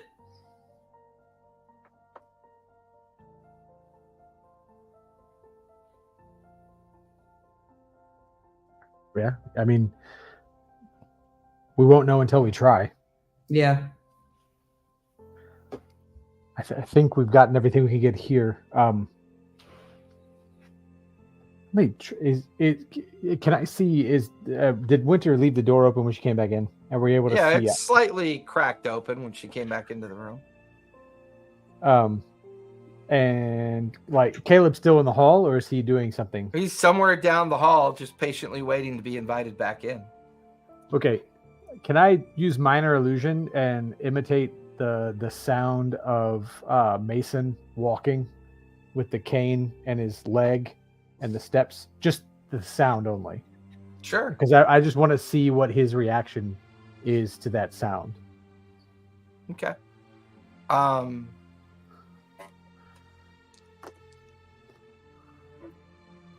Give me a deception check. Okay. Ooh, that's a good roll. That's a 32. 32. You make the sounds down the hallway, and you hear like a distant echo of Caleb's voice. Hello? Is somebody down there? Hello? And then he speaks in Dwendalian to his cat.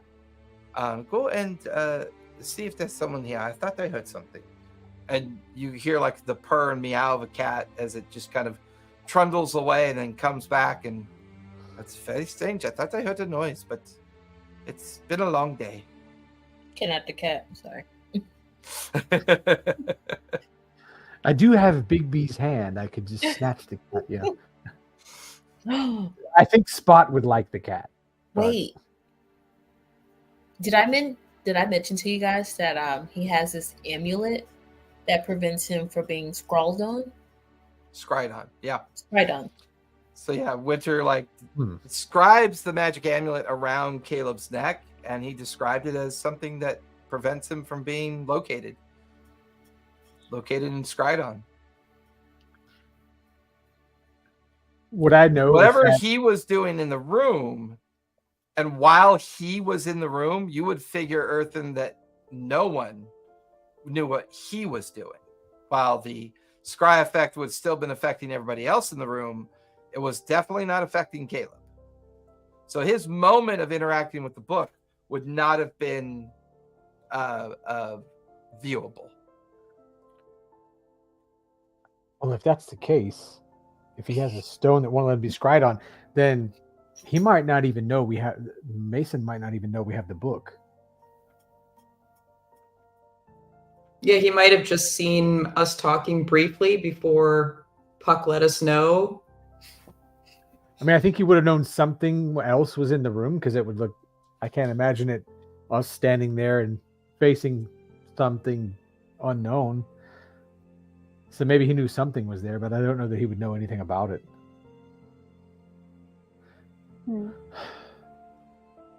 Okay. I will approach Caleb and ask him if he knows the name Mason. Oh, that's it. It's can I come back in yet, or? Sure, you're free. There was some scrying spell at the top of the room. It was scrying on everything in the room. It's not there anymore, but it was there. He kind of follows you back into the room. You watch as he quickly, and there's like a huge explosion of very subtle light that fills up the entirety of the room. And then he steps back towards the edge of the wall, and you watch as from the point of Masterson being brought into the room, all of you look in shock as a perfect illusion of Mason coming into the room, interacting with Masterson's body, asking the questions, searching the room, looking about, getting frustrated, and then leaving. And then the illusion well creates when Caleb arrived, and then the illusion well creates the moment that you guys arrive, and then the spell fades. I would have reacted to Mason suddenly walking into the room before I just intuitively would have reacted to that. That strange man that came in, do you know who he is? You mean you don't know who he is? No, I do not. Never seen him before in my life. The scrying that you detected led me to be concerned enough to try one of my more powerful spells.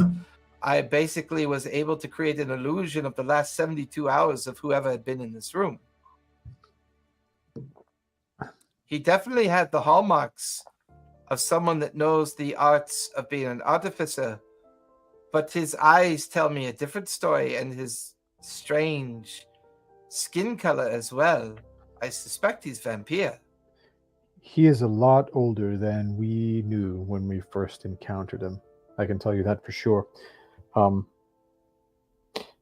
He also was a part of the, if you're to be believed, former Dwendalian rulers' grasp on authority. He's one of the crew who would seek out those who worshipped other gods than the prime deities and would resolve their issues. Let's put it that way. What organization do you speak of? Make me dig through my notes. I've been trying to look it up to remember what it's I called. was flipping back through it as I started talking. Okay, there's Salinas. Hang on. It was right after we got on the island, not on the boat. Drink. God, you guys got on the island a long time ago. Yeah, it's been a while.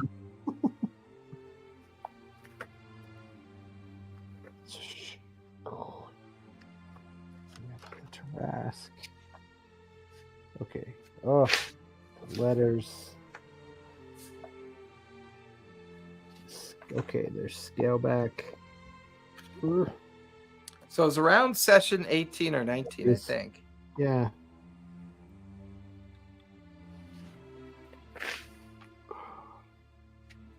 Oh, how did I really not write down his... I'm reading like the description of him right now. Oily mustache, unkempt face, one fake, one real eye, the scar, braided hair, rapier on his hip. Knows what he's doing. Is he an assassin? I did underline triple times, do not fuck with. But where the hell did I write his group? And you know he would have arrived on the Sprocket, which is the flagship of the Dwendal Empire. Yeah. And he also traveled to the he's an Firebrand. inquisitor. What's that? He's an inquisitor.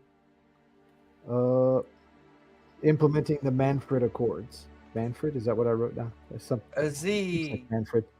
The It's individual, Zimian. the organization that you speak of, Ethan, has been disbanded and forced out of the Empire some 10 years ago. You are speaking of the issuance.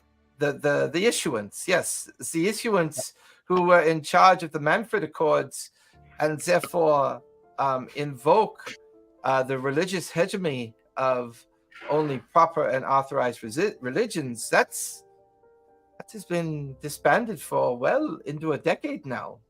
They do not, if they operate, they do not operate with the sanctity of the Dwendalian Empire anymore. He arrived on a Dwendalian flagship, Caleb. He could have hitched a ride here. I don't know what to tell you. Gnomework is far out of our normal jurisdiction as well. Any accords or implementation of Dwendalian authority would have to go through both Cerberus Assembly and the monarchical courts as well. Those are all under strict supervision and oversight to prevent incursions and to disrupt the peace treaty between the Kryn and the Dwendals. The Bright Queen has placed an embassy in Rexingtrum some 5 years ago. The peace accords with the Kryn has been in place for 8 years now as well. Dwendal is in its greatest known time of peace right now that it's ever known in its both histories and its immediate past. Sounds like a truly wonderful place. It's got some work left to do. There are areas of the Empire that still require some fine-tuning and some bringing back into the fold of the new way of thinking, but it requires hard work, and that is what I am focused on doing. Why is no one tracking Mason then? This is the first time I've heard the name. As far as I know, they've all been disbanded and have not been active within the jurisdiction of the Empire for quite some time. Everyone here, not everyone. People here on the island knew who he was and knew what he was here for. He had visited multiple times. He comes to the Temple of Helm to throw his weight around, is what we were told. He murdered. He murdered. What's her face? The High Prefix? Yes, because they brought her back, but she got better. But my suspicion is accurate, son. My belief is that he is vampire. Vampire have a way of changing your memory, dominating your thoughts. If they did recover the prefect from her injuries and from the condition of her death, that requires strong magic to do such things. Fine. I will have to add this Mason to our list of inquiries, see if I cannot find out additional information. Do you happen to know where he might have last been seen? Or I know that we have this illusion of him existing here, but do you know of where he might have been going? I'm going to look at Xanth.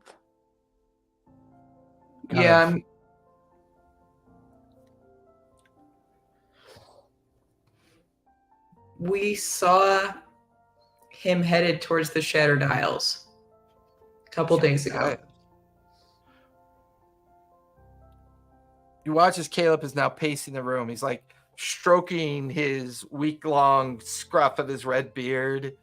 He's speaking and mumbling in Dwendalian to his cat.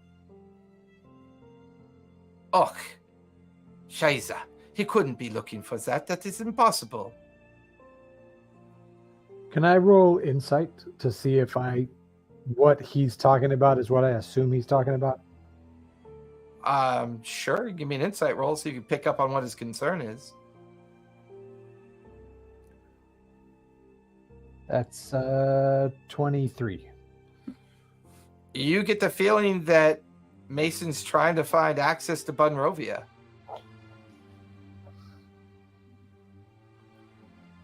And you and Caleb stare at each other for a moment, and you get the feeling he's looking for Strahd. He's looking for the big guy. The one that you guys were looking in the books. You talked about the vampire things before, Ravenloft and all that. You remember this, like when we came back together. Strahd? I can't remember if that was in the stuff that I had read, but it was in the vampire books.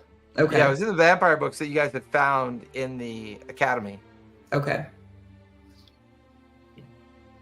Yeah, him. So this is not. Of them. As far as I know, the history of Bunrovia, which is the physical location where the original vampire creature, the original one, said to be the father of vampire, exists in a land that is always said to be located in the Shadowfell. But for the longest time, that had been lost to myth and legend. There's always been the occasional discussion around the thoughts of his actual existence and whether or not my learned friend Caduceus always felt that Bunrovia was a place that could travel. Not unlike one of the great cities of the Fire Plane that could travel throughout the astral plane. Bunrovia is said to be a land cursed, and therefore cursed forever to be linked to the creator of all vampire. If he is looking for him, that is a very dangerous prospect for this Mason to take on.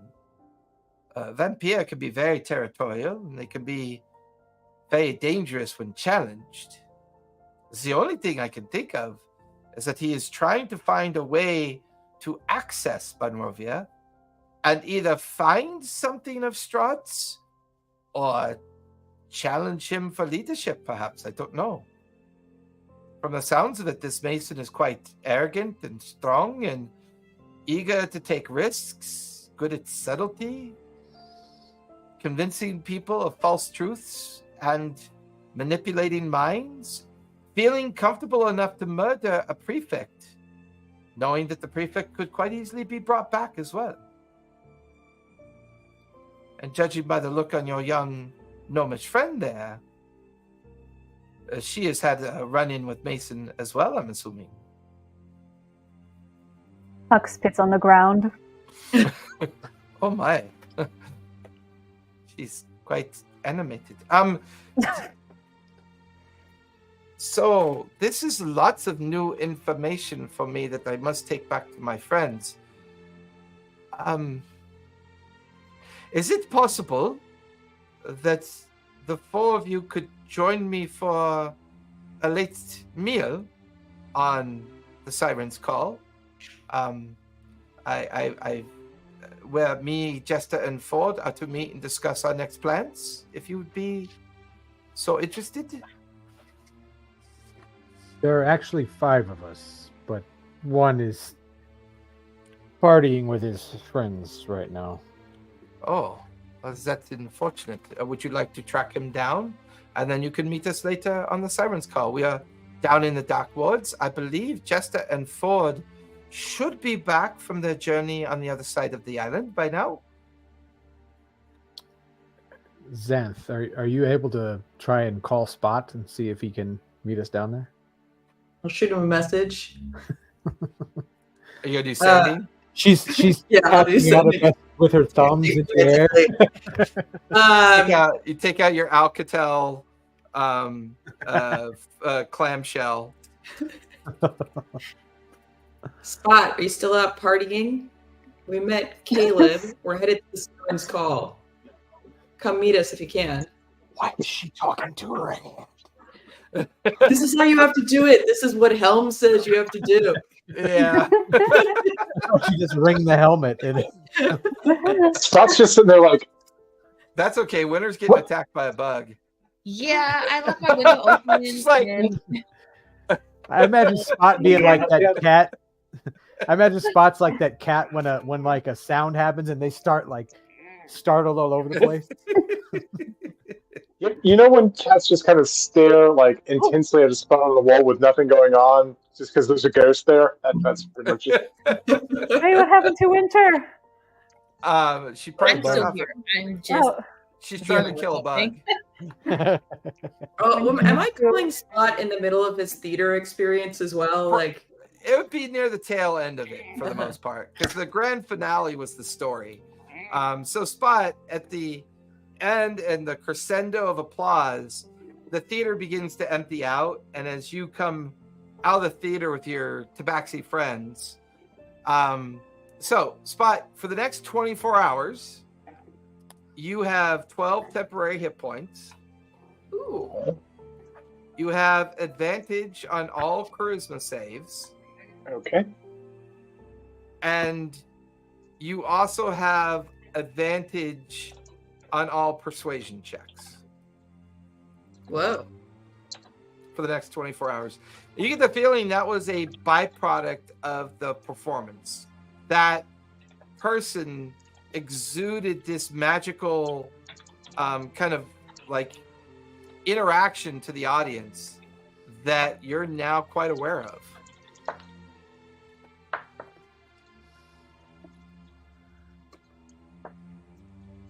Just taking notes there. Okay. So, And then all of a sudden in your head, you hear Xander.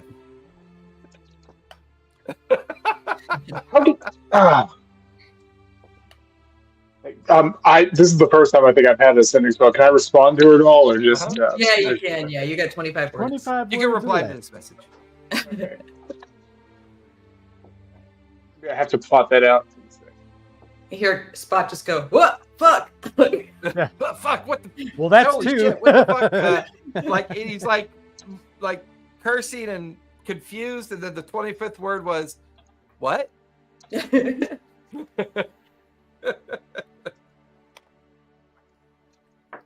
But it was all extremely charming because he has advantage on charisma checks. Right.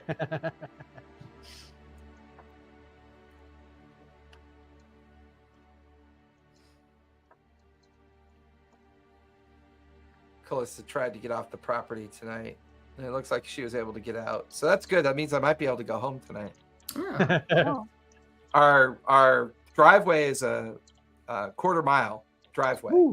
It's very long. It's also unpaved. oh, no. The last 1,000 feet of the driveway is paved.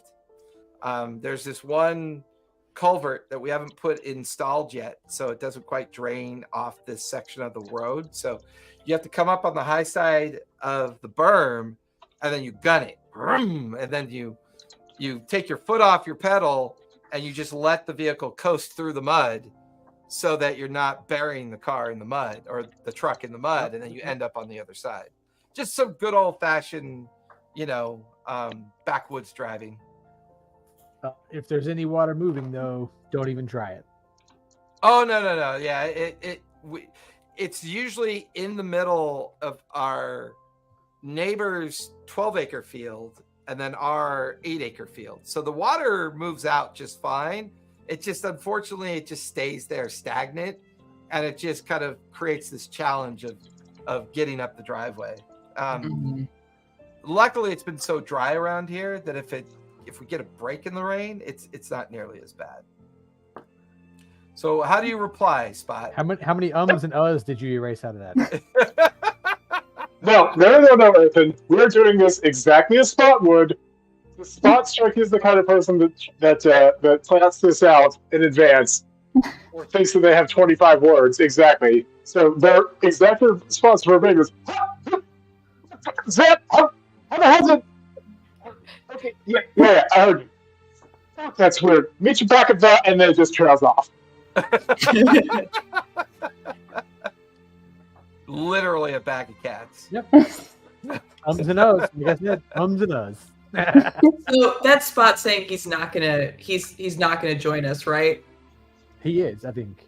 No, I am. It's just that the last word was going to be shit, but because I've never done this, it got all my hums and ahs and whatnot. So the last word was, "Yeah, I'll meet you back at." I think I caught It got cut off because I wasn't plotting it. All right, he's coming. I think I caught him in the middle of something. Does rare count as a word? Nah. All right, so I'm going to kind of get with Jocelyn and the others. Like, guys, Seth just told me we are going now. Okay, let's have that. Let's get the ship, guys. Come on, let's go. That was so cool, though. Thanks for that. That was so fucking cool. Yeah, they just start following you towards the harbor ward. Okay. Caleb grabs his journal and just kind of looks at the four of you. So we make our way to the Siren's Call and see if Ford and Jester have any new information as well. One last thing. You saw the curse on our Yes, I did. here. I also sorry, I meant to say something to you, Zenith. I do not believe your speak with dead spell will work, as I think it's already been spoken to by a person. I just did not realize it was that Mason person that you and your friends mentioned. I noticed on the interior of the finger the curse ward. However, I can assure you, had you touched the body, you would have been just fine. The curse is for resurrection. If anybody attempts to resurrect his body or bring him back from the dead, his soul will be trapped in a very dangerous place, and he will not be allowed to return back to the material plane, unfortunately. What killed him? That is a good question. I think that because this Mason came after the fact, he was probably not directly involved in his murder. All the signs that I have seen on this, as well as the strange kind of lack of struggle in his dormitory, I think somebody used how do you with the Eisbund the spell Power Word Kill. Have you heard of that one, Earthen?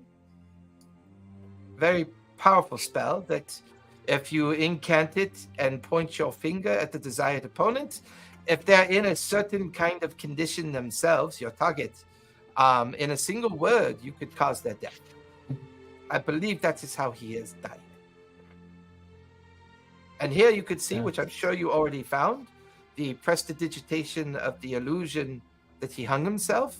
I do not believe that for a minute. Masterson was too well liked by his soldiers, and he was very much looking forward to the no more guilds being dealt with so that he could work safely with the council to bring protection into place for them and get no marks from underneath the thumb of the different guilds. Do you know any of his close friends by any chance? Do I know any of Masterson's close friends? Of them, anybody who might have come here saying that they are his friend? Well, the magic well spell that I just used, in the last 72 hours, nobody has come.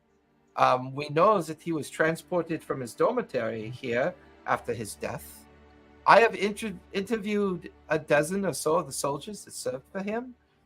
I used a very unique way of interviewing some of those that are currently kept in containment that used to be a part of the different guilds.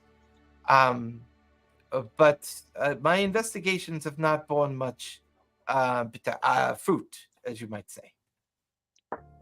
Well, we know that when Mason spoke to him, he asked him who killed him, and we know that he answered a friend.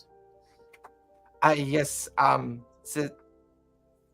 So, based on what we all just saw in that illusion, we know that the souls can lie. I think it was lying about who killed him, and I think it was lying about its reference to the book. I think the soul fought back. I think Captain Masterson knew exactly where Earthen's book was kept and kept it a secret. And I think that whoever killed him was not a friend. I think the soul recognized Mason as dangerous and purposely chose not to tell him the truth. Understood. So do we know who found the body? I believe our young friend that goes by the name of where did it go? Where did you go? Andrew Carson, the one that we put in charge of securing the administrative buildings before we made it safe for the new council members that are trying to establish themselves. He had found the body. He reported it to the prefect.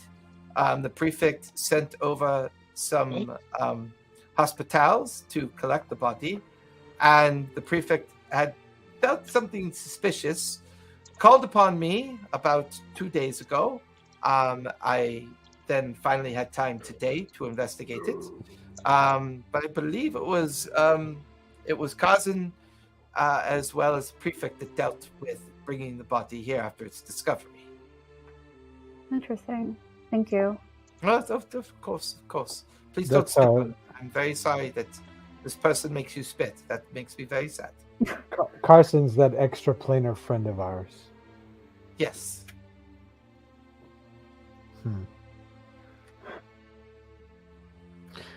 Well, I guess we go to the boat, see if anything else is turned up. The journey out of the basement brings you up to the main level, and as you access the reception area, there's a moment there that the prefect says her hellos and thanks Caleb for his efforts. He hands her the journal of information that he kind of pulled together during his investigation.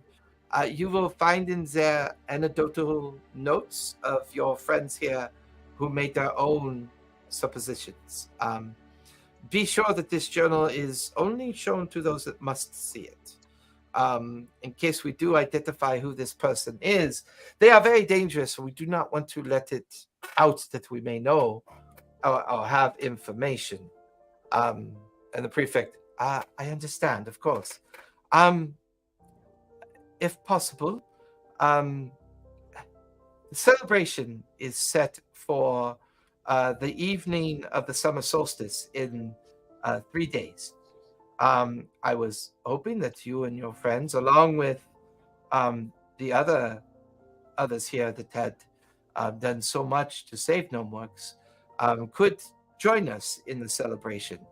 But I understand if you're busy, that's fine. But anyways, I will keep that in mind. I will keep the journal safe. Good evening. And she just kind of disappears back into the main rectory of the chapel to kind of talk to people as they're leaving after the evening services are done. Caleb leads you out of the reception area down over to the cross bridge that takes you back to the upper section of the wards. And there, coming from the entertainment district, you can see 6 singing tabaxi as they're coming across, and they're singing the theme song of Vox Machina as they're, singing it due to the retelling of the story that they just listened to. So for now, all of you are momentarily back together again. And as you see Spot walking, Caleb just kind of tells, is this your friend that you were speaking of previously? Yeah, that's him. Tabaxi. Chaos in fur coats. Great. 5 of them. Yes. Well, we shall keep them busy on the boat. Good luck with that. Well, let's to the elevator, please. Come on. If you wouldn't mind so much. And he kind of walks you over.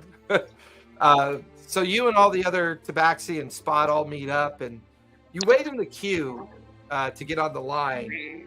They'll put you on the big elevator that's going to take you down below. First cycle group goes through, then the next cycle group goes through. You guys got to take your position on the platform. What's your passive perception, Earthen? 21? 21. I got a 25. Yours is 25, right, Xanath? Mm-hmm. There's about a crowd. What's your passive, Spot? I want to say 19. Let me get back to my character sheet. 19. 19. So Earthen and Xanath, as Caleb is kind of talking to both Winter and Puck and the rest of, like, a dozen other figures get on the platform, and you could see the great wheels beginning to spin as it starts its 1,000-foot, journey to take everyone down into the harbor ward. It's a very tall platform. But you and Earthen immediately look off in the distance over the skies over the harbor. There's a jettison of lightning that sparks out, and something very large with wings banks in the air and starts coursing its shadowy silhouette as the two of you see the outline of a dragon banking and beginning to descend towards the platform. It's maybe a mile out at this point. And as it quickly gains speed, more energy arcs out of its mouth as this massive blue dragon begins to bank around and descend in a very massive quick dive towards the platform that you guys are all on. And that's where we're going to finish tonight. Shit! As you guys are about to get attacked by a dragon. Unfortunately, I need to be out of here at 7. I don't want to linger too much outside my driveway, so I apologize that we couldn't stay past to the 7:10 mark, but I'll make it up to you guys next week as I let a dragon try to kill you. So. I thought we were gonna have like a Captain America on the elevator thing, and I was getting ready. I was ready for mass suggestion. You're surrounded by a group of lethal assassins. I was ready to start casting mass suggestion and be like, "You don't want to do this. These are not the bards you're looking for." Right. All right, everybody. Thank you for coming out. You guys go ahead and linger so we can talk about our schedule next week. Everybody else, thank you for hanging out with us tonight. We will be back next week. Until then, be safe, be kind, and don't forget to play a game. It's lots of fun. Good night, everybody.